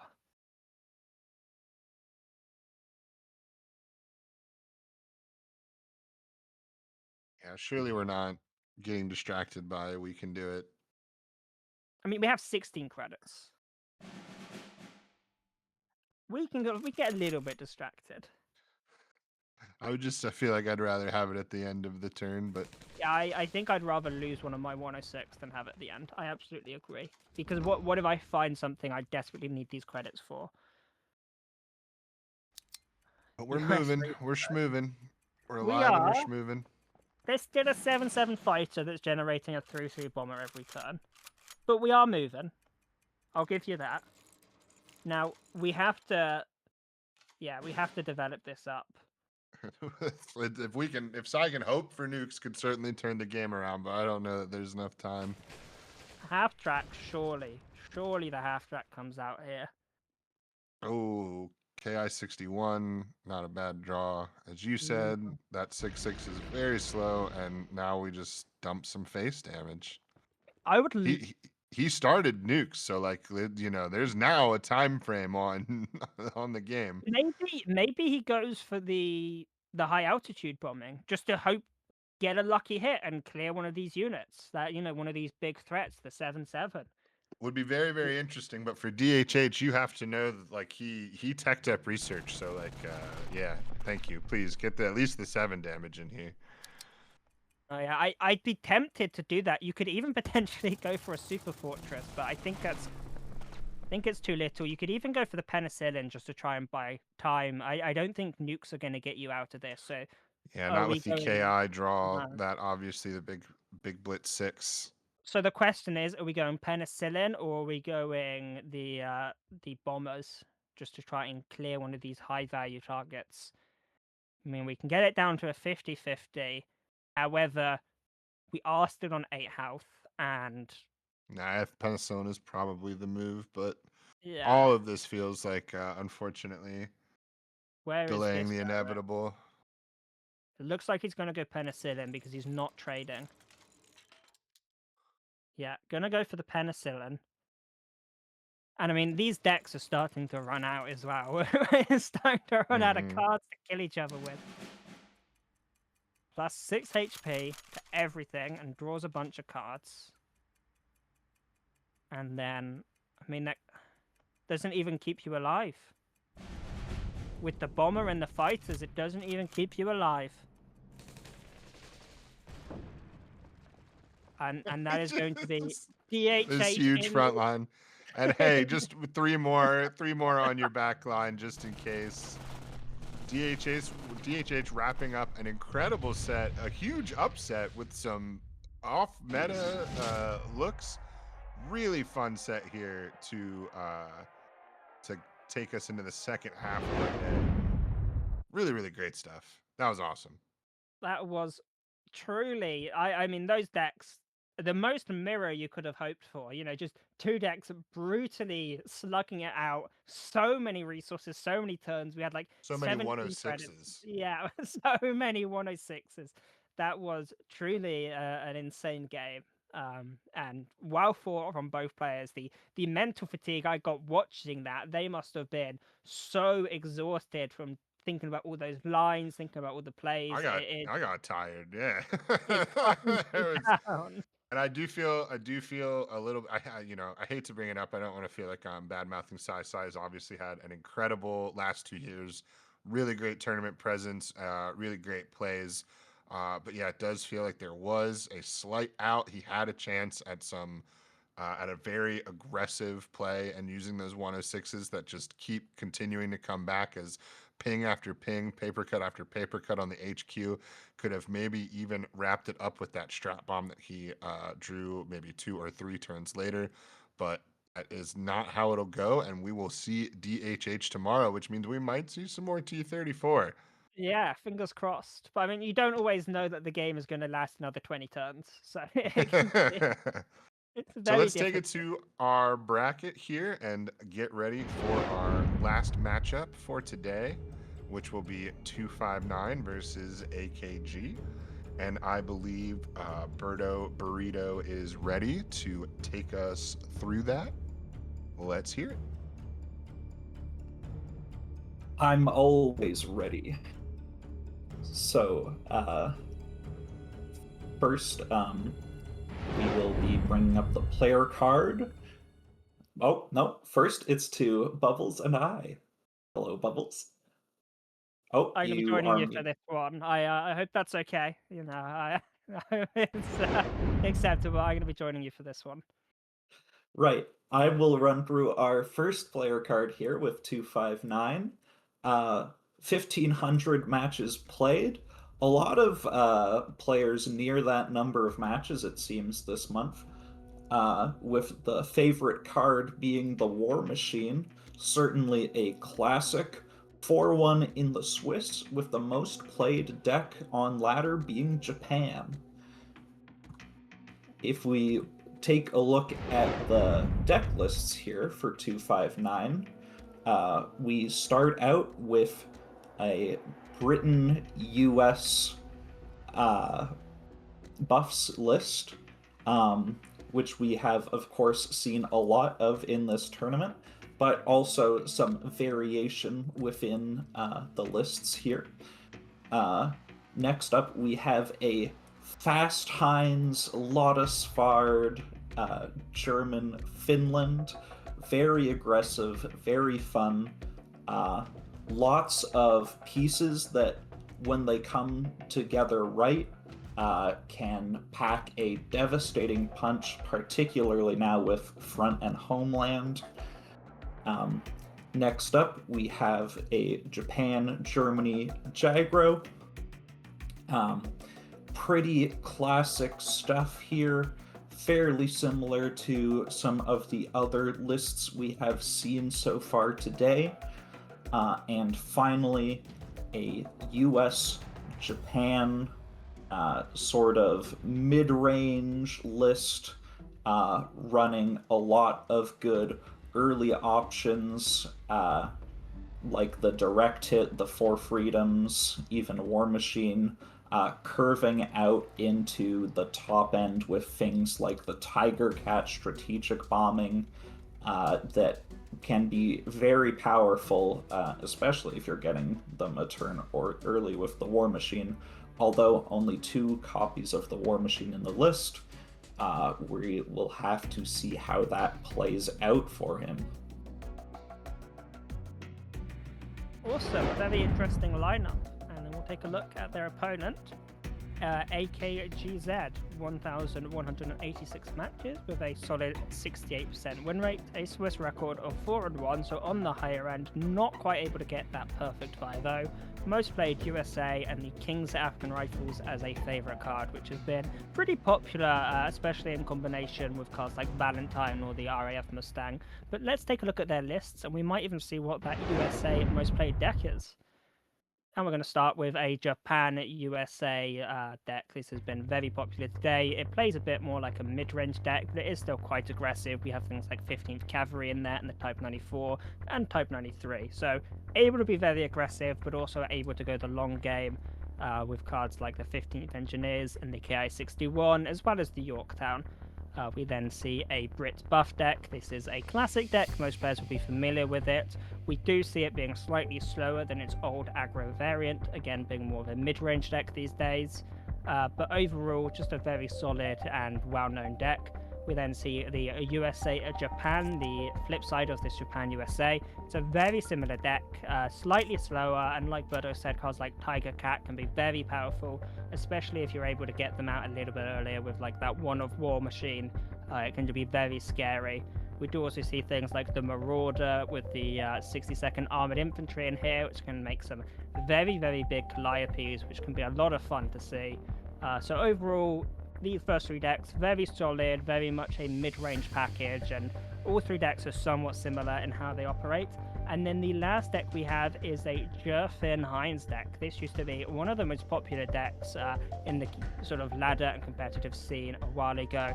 But then it went away a little bit for a while, and now it's back again with Front and Homeland just giving you a really nice credit reduction. You see all these cards, 1 credit cost, and then 3 credit costs, and then 5 credit costs. We do have a couple cards with the 2 and the 4 in there, like the Lotus Svard and the Enigma, but overall this deck is very much playing around that power spike which Front and Homeland can give you on turn 5.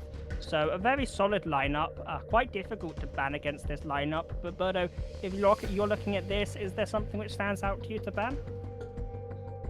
I mean, I think Buffs has really shown that it is still not a deck to be trifled with. People are bringing some tech cards like the direct hit, but it's only one of direct hit in 259's list that runs it. So, like, I don't think you're teched heavily enough against buffs to justify not just banning it because it's so strong. So do you think this buff deck is just a little bit more intimidating still compared to this Japanese US and US Japanese deck? Maybe it's more consistent with more card draw, or maybe just the sheer mass that buffs can get very quickly is just too scary to play against? I think that buffs offers up a similar amount of early game pressure, but it can transition that into like a really powerful end game as well, with players running these things like Queen's Own, having access to some board clears. It just makes for like it does everything. And it looks like the players pretty much agree that this is the scariest deck. We see both players banning out Brits. And it's going to leave us both with a US, Japan, Germany deck for both of our players. Sounds like this pretty much aligns with what you were expecting. Yeah, I mean, I wouldn't, obviously these players have made their decisions for what sort of decks they're going to bring.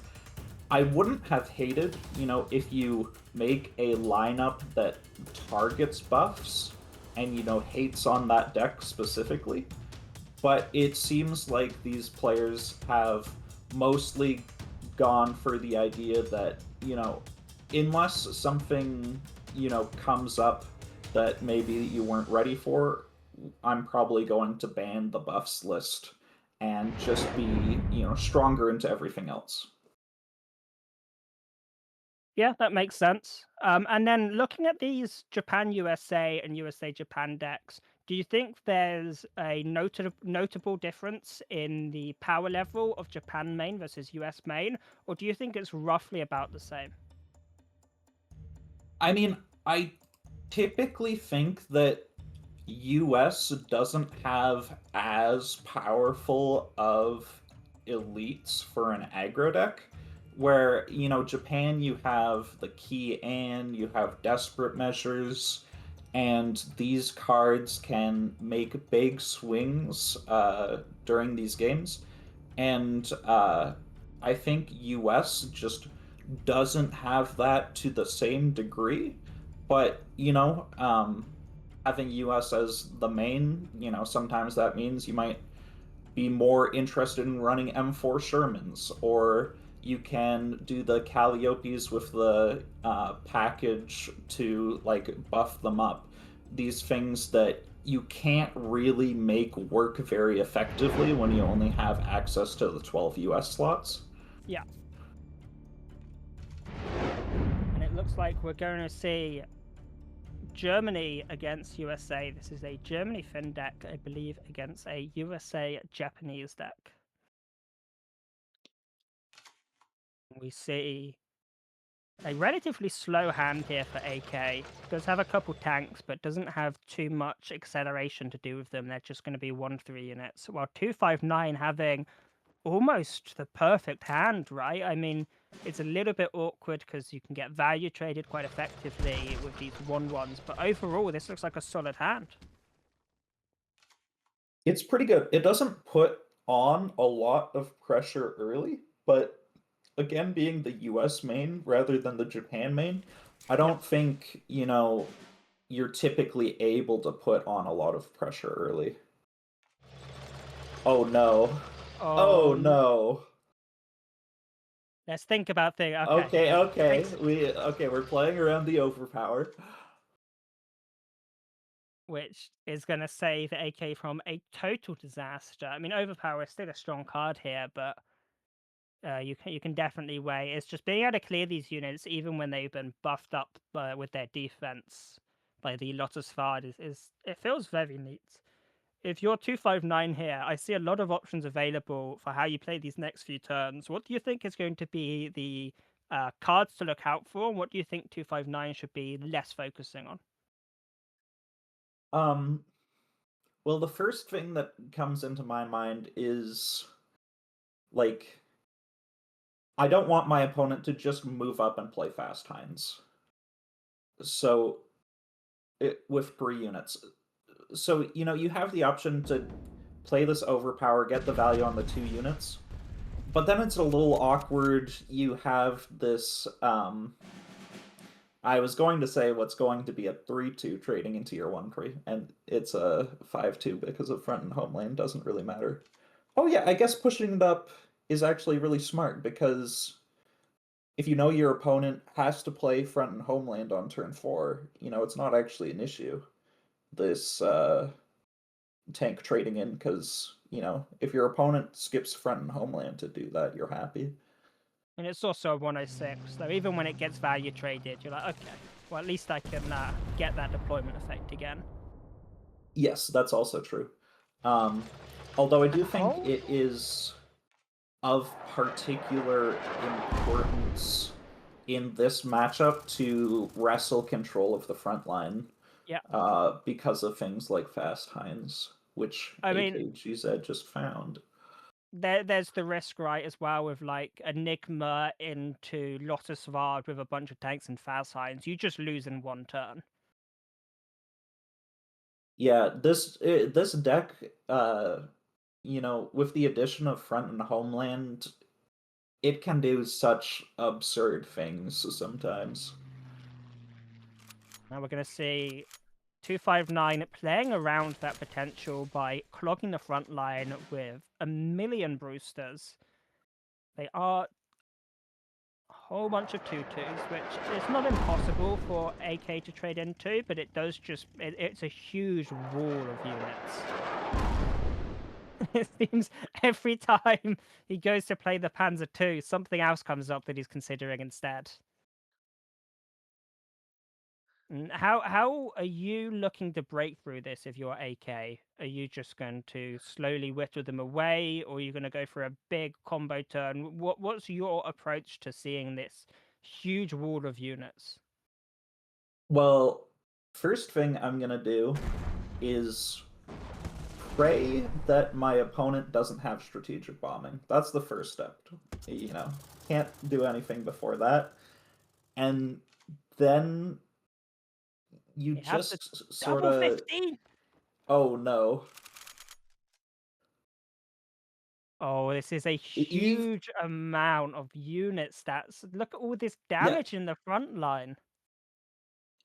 but playing it just for the attack is good. The fact that he's also getting 3 credits from this feels Yeah. like it's like just sealed the game almost. I mean, at least for AK, they do have that tempo from playing the front and homeland, but it's much more conditional tempo, whereas 259 is just always going to have extra credits, which, no questions asked, are going to be doing things. Okay, these cycling 1-cost cards are really good for AKG here. Bolshmieger is excellent. Look at this, the double trade, and able to pretty much just wipe the board completely. Yeah, And very nice. considering Actually, going face. and AKG actually opted to destroy his own Fallschirmjäger, I believe. I think he could have traded the other way and left it up as a 4-1, but, you know, perhaps valuing the board space. I wonder if he's worried about this Calliope as well. Having a 1 HP unit versus Calliope, you expect it just to get pinged off. But I mean, at a very interesting point in the game now where both players could potentially just die on the spot, and 259 does need to be really worried about just getting burst out of nowhere, right? Yeah, I mean, I think this turn, you know, you hope that you're alive. I don't think there's too many ways that 259 can, you know, deal this much damage from hand, Yeah. if any. And then the next turn, you know, if you're able to, if they don't set up like lethal on board, for example, then you are able to get the Turpits down to, you know, buy yourself another turn.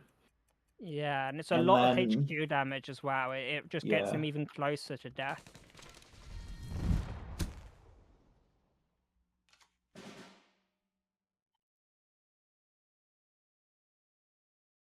Has to The decide KF how to play said this. is not incredible here, just because you don't really have the, you know, cycle to go along with it. And he Because you've doesn't have been, the same reach, right? Without blitz, without being able to jump out straight from hand like the Panzer A can. yeah, that's true. I was also just going to say that, like, you know, 259 has done a good job to keep enough pressure on the AKG has to use the cycle immediately rather than saving it for future plays. And interesting, going for the Hipper instead of the Turpits, and gets very lucky with what gets bounced to hand, as the Jaeger means that you can do a little bit more cycling on their turn. Now, how do you feel the Hipper versus Turpits holds up here? Because Turpits, to me, seemed like the better choice. There's a lot of infantry on the board. Sure, there's a Calliope, but that's the only unit available. Do you think it's just a little bit more consistent because the Calliope might get buffed by For Freedom and Sullivan's and take out your fighter? Yeah, I do think the chance of losing your FW is really high, and I think you have to make the gamble of, if this FW hits the HQ again, I win. If it doesn't, I lose. Yeah. And No, he wins that 1 in 3. there you go. AK pulls off the game despite a very early threat from 259. You had a very early board with the Yorktown into a huge amount, +3 attack to everything as well as 3 bonus credits, but front and homeland as well as just a lot of reach from a big fighter, able to take AK through to the next game. And would you expect that matchup to go that way, or is that mostly just a 50-50 matchup? How much of an upset is this win? Um, so before the game starts, I think the matchup is fairly even, but there was a point in that game where I thought 259 really had it. But AKG, to his credit, playing to his outs, seeing the line, getting a little bit of luck to go along with it, that allowed him to pull through by the skin of his teeth. And now we see a one-match lead and some very solid decks still available. It feels like there was a certain point in the competitive scene where you sort of had one dud deck and your other decks were strong, and you felt forced to win on the dud deck. But would you agree that right now it feels like there's not as much of a dud compared to certain points in competitive cards? Yeah, I would agree with that. I feel like, uh, there's still some decks that, stand out above the rest, but everything feels pretty powerful and pretty potent. Now we see Japan USA against USA Japan. AK able to push up to the front line and get a pretty strong start here. The expansion as well as these early units. However, 259, they do have the War Machine as well as the Calliope. War Machine not great when you're on the back foot, but might be able to swing the game around for them and at least gives them something to do with these credits. Yeah, Pathfinder's also very potentially useful here. Although we see no more blitz units for AKG to, push up on this turn, which means Calliope sort of just has the freebie here. And a second one, and I mean this is, you want units that are going to have immediate impact when you're on the back foot like this, and having 3 of them available is so it's so nice just better to do something and not be okay, I play a unit and then next turn I get some value out of it. However, we do see a lot of damage coming out, and what do you think you're taking here of your AK? I think it's a really interesting choice. I mean, I can kind of see arguments for all three. Um, I'm a big fan of Full Prosperity. I may be dangerously too much of a fan of Full Prosperity in general. I just, the most underrated option if you ask me. However, seemingly no one has been asking me. yeah, I mean, I would agree that it's probably the most underrated. I do think here it's probably the worst option because it's the most risky option, and I don't think you need to play with that level of risk. I'm tempted here by this Yorktown. Obviously, it gets blown out by an overpower, but if it doesn't, that's just so much stats on the board. And sure, these Calliopes can trade away, but they cost 2 credits every time you do so. It's fairly expensive. And maybe Yeah, it's just not worth taking that risk. If there is the overpower, then you just kind of lose the game. So maybe the risk is just unnecessary. I would say it is sort of the approaching the stage in the game where you can be fairly happy paying 2 credits every turn just for, 2 damage for free without any retaliation. Especially because 259 did get that War Machine off early. Now for AK, they're having a bit of an artillery problem here. There's 2 already on board, and they're getting buffed up. We see there's another one available in hand. If you can get another surprise attack, that does answer one of them very well. But it is a little bit of of an issue, these repeatable damages. And like you said with that War Machine, it's not as bad paying the cost for them. Yeah, and this is why I was sort of saying there's some consideration for amphibious assault, just because, one of the ways that you lose to this US deck can be just Calliope growing out of control with some of these buffs. Of course, that's really hard to predict. Um, there's also the opportunity here again for AKG to just delay dealing with the problems that 259 presents and just making a race for the HQ. I mean, with the desperate measures and the Type 93, there's a lot of damage available which can come out very quickly, so I can certainly see that being a viable route.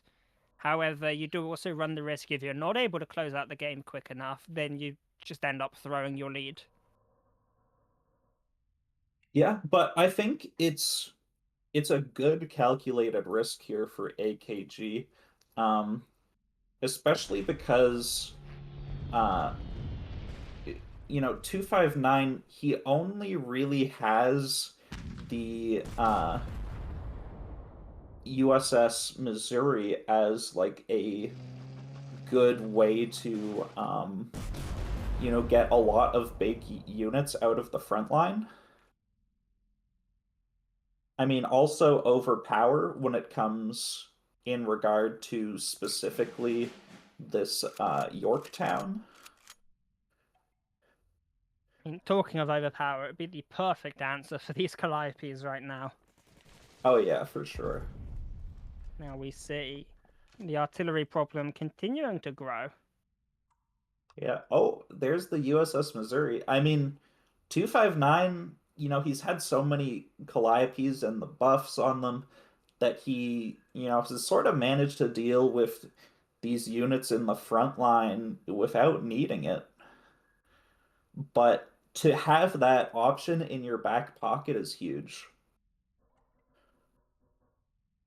Now AK has to figure out on their turn how to put enough pressure to close out the game or to deal with these artillery units, but that seems fairly difficult. Meanwhile, 259, how can they best relieve pressure and buy time? What's it going to be? A week can do it. That makes sense. I mean, your opponent's hold clearly on. What going about for the burn line. Yorktown into Shinano is very tempting. It's going to be a huge That's amount a of lot AoE. of pings. Yeah, where is this damage going? Going to be 8 points of damage randomly distributed. 1 Calliope bites the dust. 1 point to damage. Not perfect. Not 1 point to HQ. Not perfect with the infantry soaking up so much of it, but I think you'll at least take the option there. Yeah, I think really for AKG, he was just hoping for as many pings to the HQ as possible. Yeah. And there weren't too many of those for him this time around. No, I mean, one of the artillery dying is at least a positive, but like you said, if you can get enough of those to hit face, then you can potentially just end the game, and that's really what you're going to be looking for. Especially when you have this desperate measures available in hand, so you can do 2 extra damage. Yeah, and you can expect to almost never kill the 4-5 artillery, Yeah. which is the only other decent option. No, it's highly unlikely for it to soak up so much of the pings. Now we see 3106. That's going to be a lot of damage to face this turn. 106, 106, 106 brings you down to 5. Or yeah, we'll bring you down to 5. I'm a little surprised that 259 didn't opt to play the USS Missouri. This down to desperate measures range. We do have the we can do it for 259, but without it, that is still the desperate measures range. And if you leave this Pathfinders on board, you can potentially get a 106 just sent straight back to hand for an extra point of ping damage. Yeah, you know, if instead of using the Pathfinder's 259 plate USS Missouri, that would be two fewer slots in the backline to play these 106, but it is also air units that, you know, Yeah. are a little more safe to hit the HQ. So it's really hard to like decide between those options. But hold on, we've got the Yorktown into the we can do it. It will get him out of desperate measures range, but more important, oh, not more importantly, but also alongside this, get all these units out of desperate measures range as well. So it's going to be a saving grace here. This we can do it. But with this Yorktown, it means that the we can do it doesn't just keep you alive; it threatens ending the game very quickly as well. If you're able to find a 15th engineers, then the game is just finished. Huh. AKG played We Can Do It really quickly there, which, you know, I think it's one of like the major plays to consider for sure. But Yes. I'm just wondering about, you know, I mean, maybe if you you want. wanted the additional defense on all of your units here. Yeah, I mean, sometimes having your units die can be beneficial as it gives you space to play new units. There's the 15th Engineers. Uh-oh.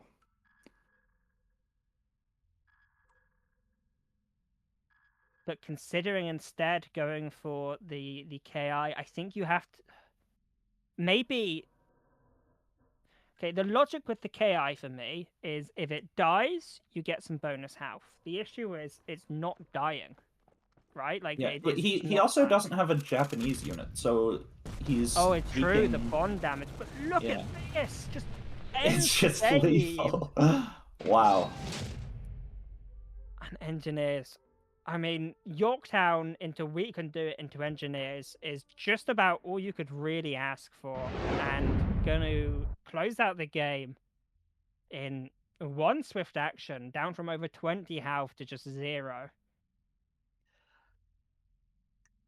And This 15th Engineer's card is pretty nuts. It's like a week, not a We Can Do It. It's like a War Bonds with Blitzkrieg stapled on.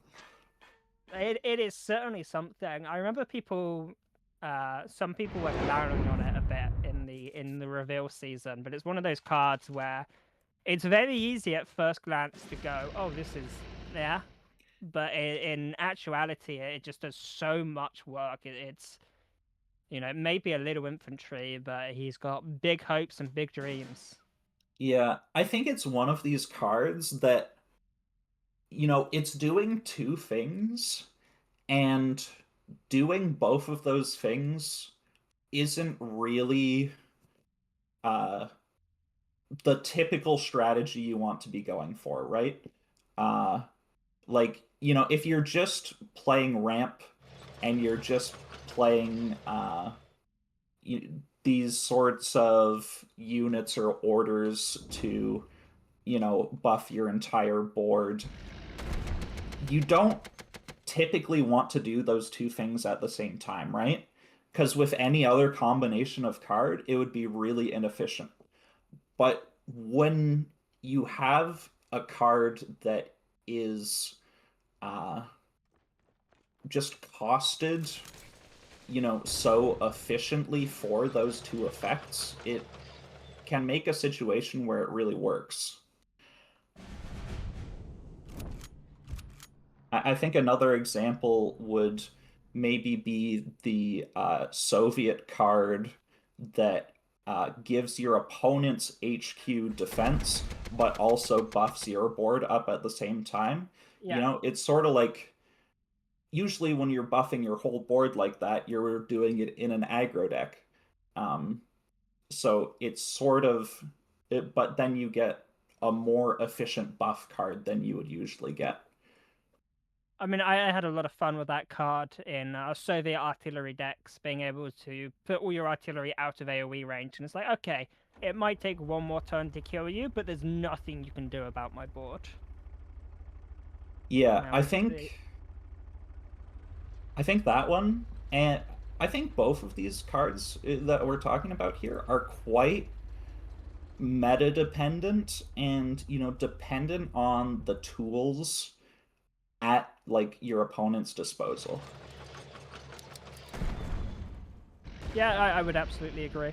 I think it's especially when with expensive buff cards, you need to better cash in straight away or as soon as possible. And I think the nice thing about this Engineers is even if your board gets wiped, you've got these bonus credits and they don't go away. So it's got a little bit of backup where, okay, my board gets wiped, but I've still got like 3 or 4 extra credit slots and I can use that to rebuild post-wipe. Now we Yeah, see... Sorry, go on. and also the attack you're able to use more immediately than defense, right? Yes. Like we just saw in that game, giving so much. At times, it's ramp potential when you need it. At other times, it's burst potential when you need it. All right, but on to this game. Yeah, I mean, we see a very interesting position here. Now, the fighter has come out and will likely need to be suppressed, otherwise this board is just too awkward to deal with. But we do see 259 a little bit on the back foot, and AK applying a fair amount of pressure. There are some strong tools available for 259. We see the Desperate Measures, we see the Heinschel, but they are definitely under the pressure at the moment. Yeah, you'd love to be able to get that Heinschel out before playing the suppress, of course. Yeah. But you would almost just be passing this entire turn for 259, which is really hard to justify on Jagro. It is, and also, just on a slightly different note, how awkward it is playing these Type 93s when there's a fighter on board. They just get removed straight away. But no, absolutely, passing the turn on Jagro is one thing, and against Jagro is another thing. When you bring them both together, you're on Jagro against Jagro. Passing a whole turn, just you cannot afford to do that. Now, we see AKG trading with the infantry rather than this Type 93, which I find pretty surprising. No, I absolutely as well. I mean, the Type 93 is... Generally, you want to get rid of it as soon as you can. This buff wagon, it can do so much damage so quickly via the other units on board that it's usually you get 1, maybe 2 turns out of it, but opting to not trade it is certainly a surprise.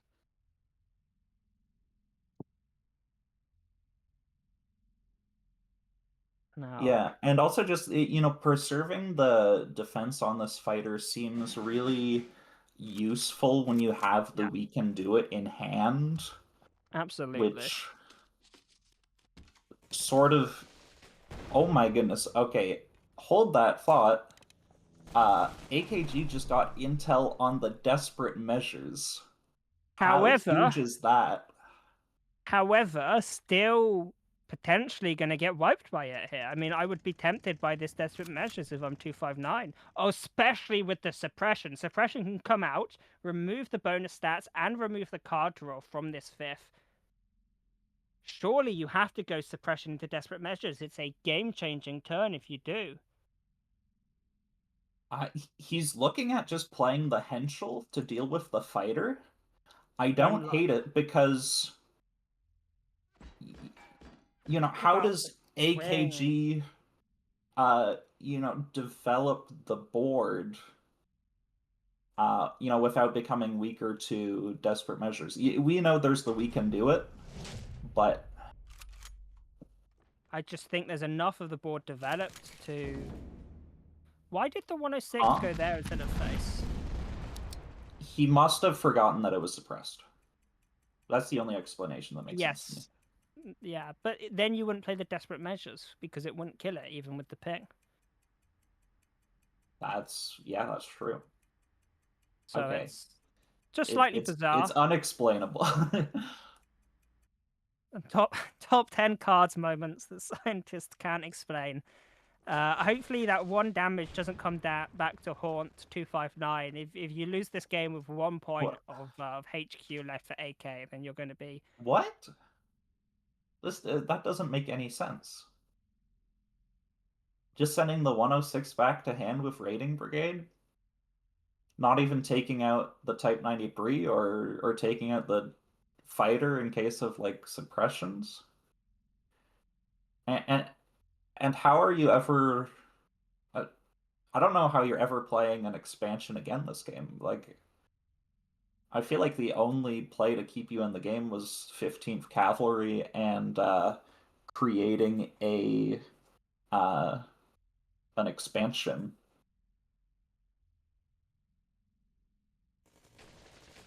With the infantry in his hand whose name escapes me.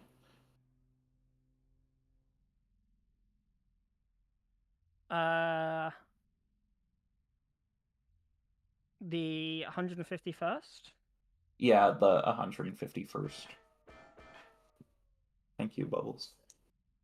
And it looks like there's just a slight issue with the stream. It looks like we may need to reload this. We hopefully getting the gameplay back in one moment. Yeah. Yeah, I mean, with the series of plays that we just saw from both players, it makes a desync feel like It feels likely. possible, especially with the cards getting stuck on screen. So we'll be right back with you in just a moment.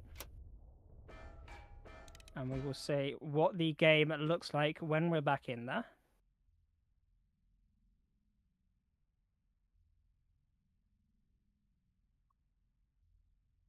And we just need one moment. And now we see what looks like 259 having quite an advantage. Yeah. Although I would say it looks possible for AKG to, get an expansion off with this 151st, which I mean, these units when have we a were lot watching of before, it didn't really look like that was going to happen. Well, it can happen this turn, though, with these triple one-offs. I mean, no, yeah, it can No. happen. But you probably still have to take it in the hopes that you can get it off next turn. I mean, maybe there's an argument for prosperity, but I don't see that winning you the game.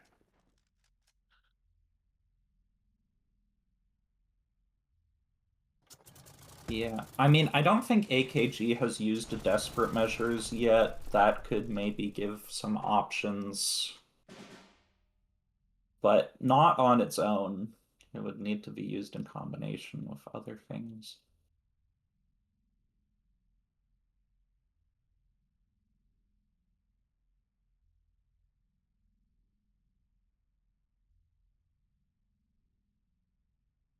Now, you can deal some damage to your opponent's HQ. The question becomes, what other burn do you have after you get your opponent for 9 here? Yeah, I mean, it's going to be difficult. You need another blitz fighter, really. Yeah, I mean, I think there's a few ways you can get there. So you're getting the 2 damage from the destruction effect. You still have Key Ann in your deck. You still have Desperate Measures in your deck, I believe. You still have Shenano. None of them get you there on their own. Of course, you can also find another 106. When they come together, they can certainly get you there. How do you feel about 259 potentially not killing the fighter, instead slow rolling with the Type 94s, pinning it this turn, pinning it next turn, and just trying to end the game? Because the 2 extra points of HQ might be enough to keep you alive if some of these cards come up. Yeah, So just... I actually really like that line, Bubbles. I think that you sound so surprised that I had a good idea. I'm almost more surprised that I hadn't considered that play earlier. Actually, I'm surprised with myself. But it looks like I'd put it there. 259 sees it. Yeah, And with this so Type 93, you're able to deal a lot of damage this turn. you certainly are, especially because you've got so many fighters. The fighters are just so good at dishing out damage, no questions asked.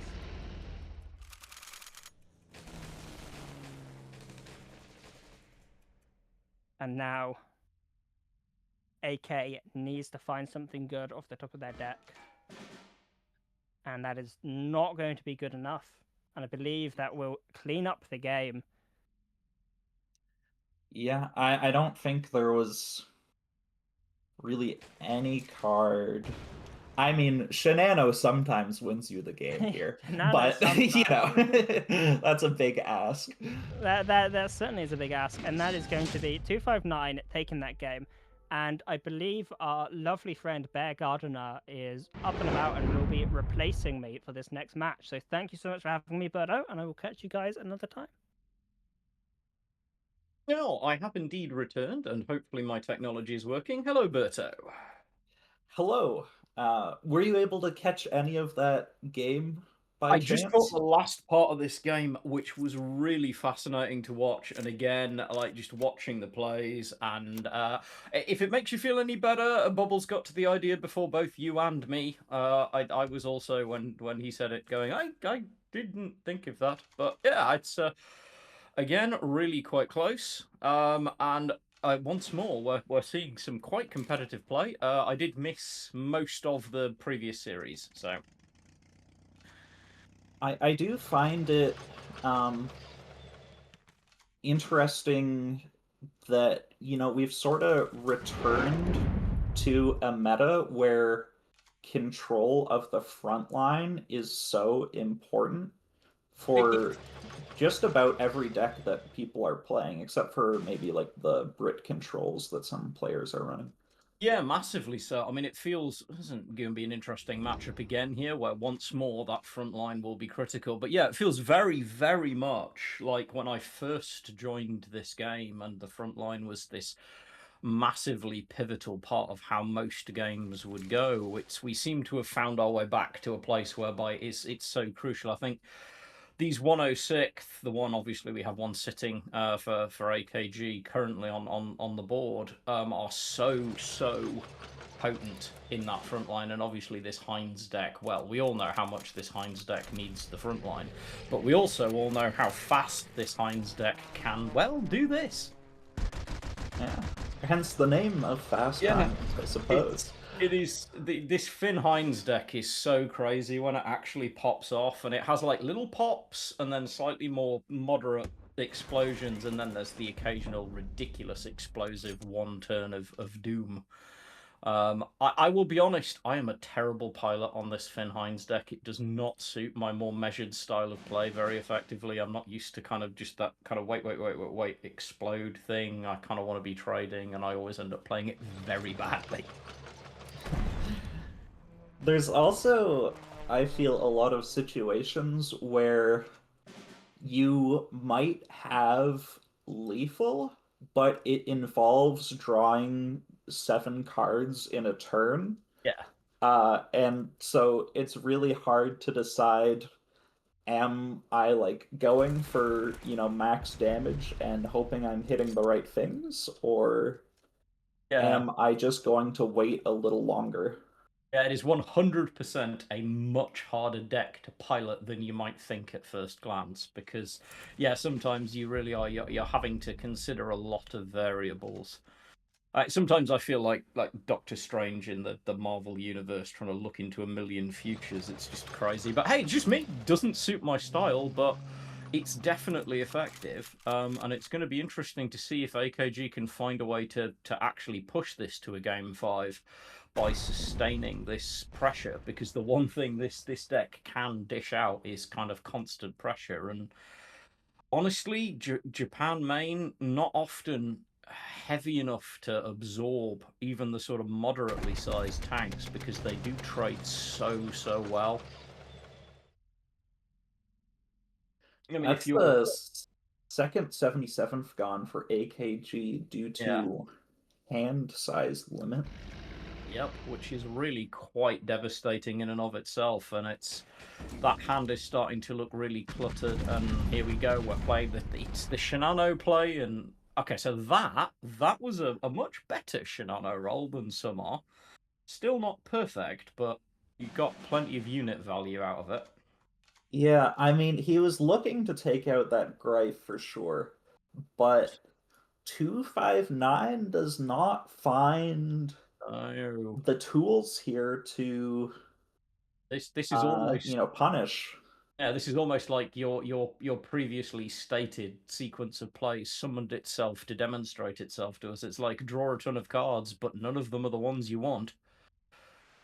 Yeah, and that Rado being gone now is just like so huge with 2 0 cost suppressions in In hand. yeah, it's crippling, isn't it? Because you so want that draw. I mean, And if obviously, you don't use them, you lose them, right? yeah, but I mean, you can always just fire them off to get rid of the effect on the 106th, so they at least maintain some value because they can kind of defang the 106th. But really, it's so sad to see because you're not getting the draw. Choosing obviously to take out the guard, which is also fair. Desperate measures is Oh a my big goodness. pickup. This is gonna hurt if you're 259. Don't need to think long and hard about that one. No, that's one of those plays that you can just oh, here comes Yorktown. It's just a windmill slam turn. Look at the cards in your hand, and you're like, well, here's the play. And Yeah, sorry, and this is exactly the kind of board that uh this German Fast Heinz list struggles against.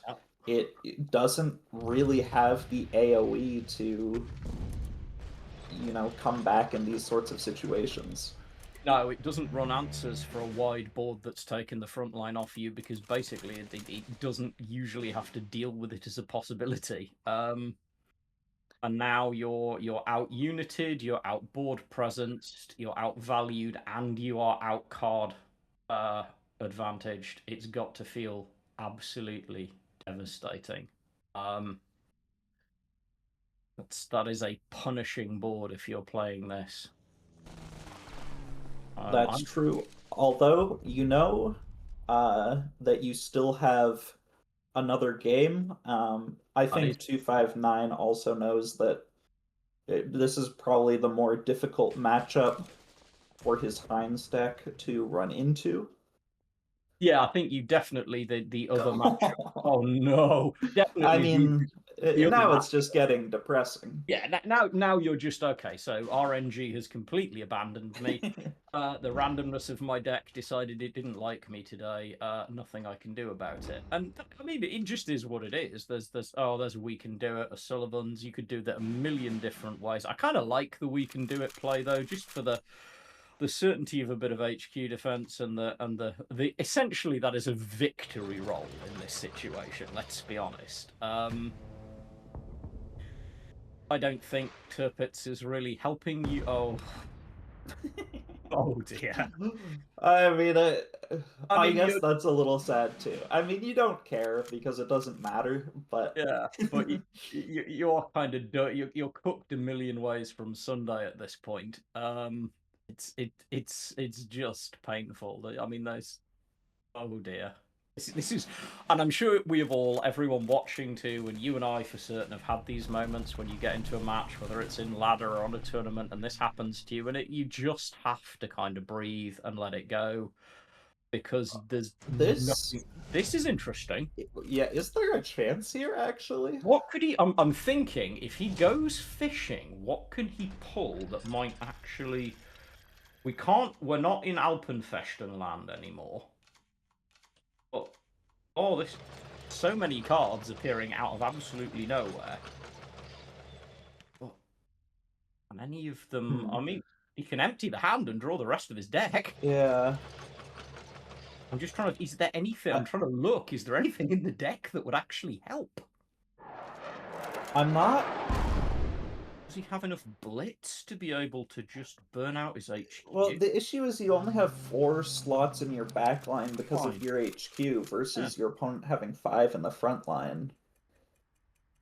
if your opponent had 4 units in the front line, then this looks a lot more doable.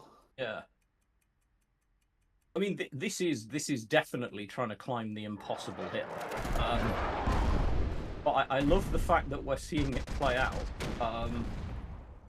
I mean, he is going to live for another turn. Yeah. How much damage does AKG have here? They What's two? they have at least 6 damage. I think Double surprise attack is going to be York insanely difficult to deal with.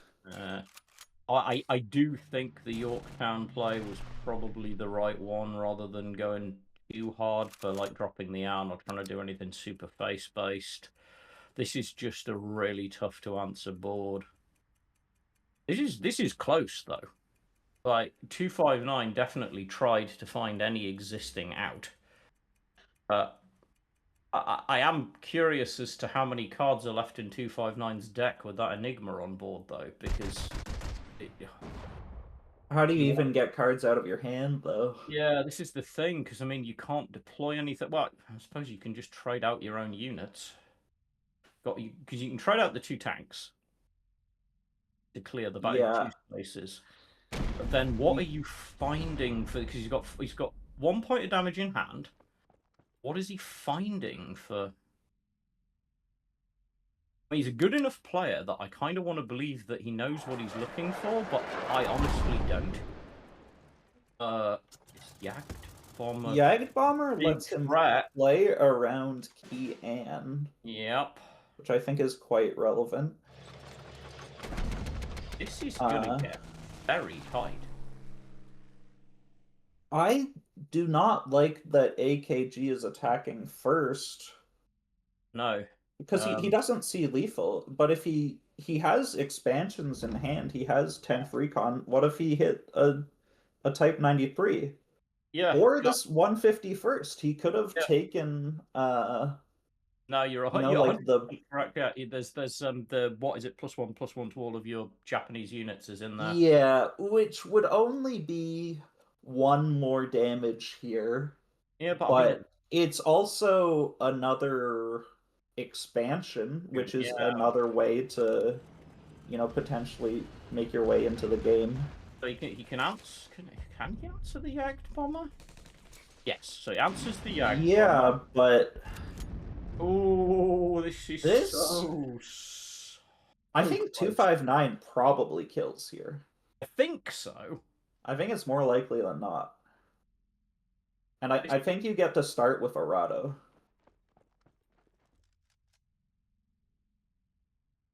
Yeah. I mean, he has so few cards in deck, the Arado might not matter. Nope, that's it. That's the deck gone. Yeah. This is it. This is what you are winning with. Oh. Has he attacked with any of these tanks? Is it exact lethal? Is he one off? No, he's on. He's exact. It's exact lethal. Oh, what an amazing play from 2. Down to no cards left in deck. 3 defense. Yeah.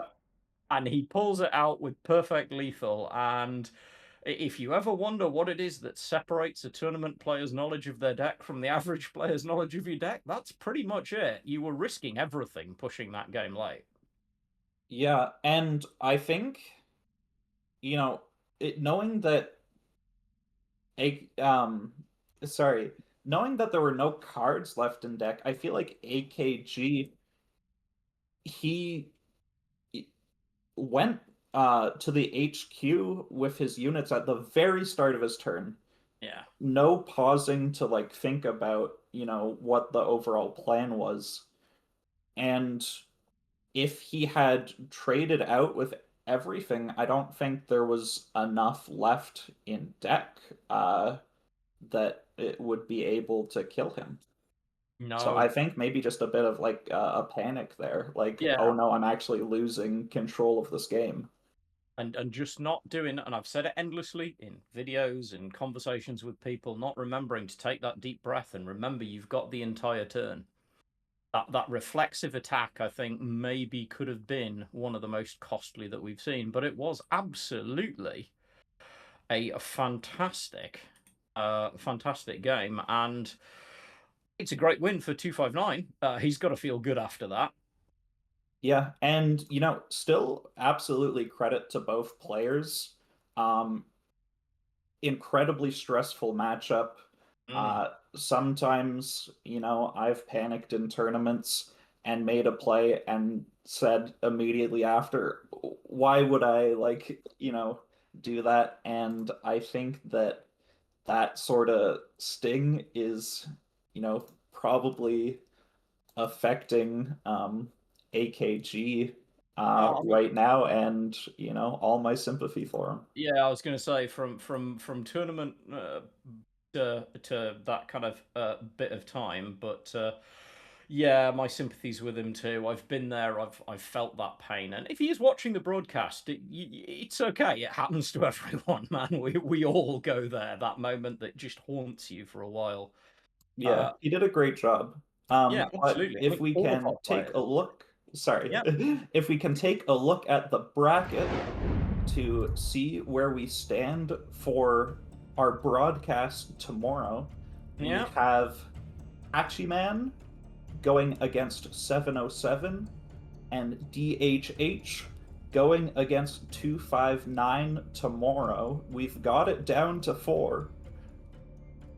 Judging by today's plays, it's gonna be close too. But I mean, you look at the strong performances from everyone in the previous round. It's going to be really interesting where it goes.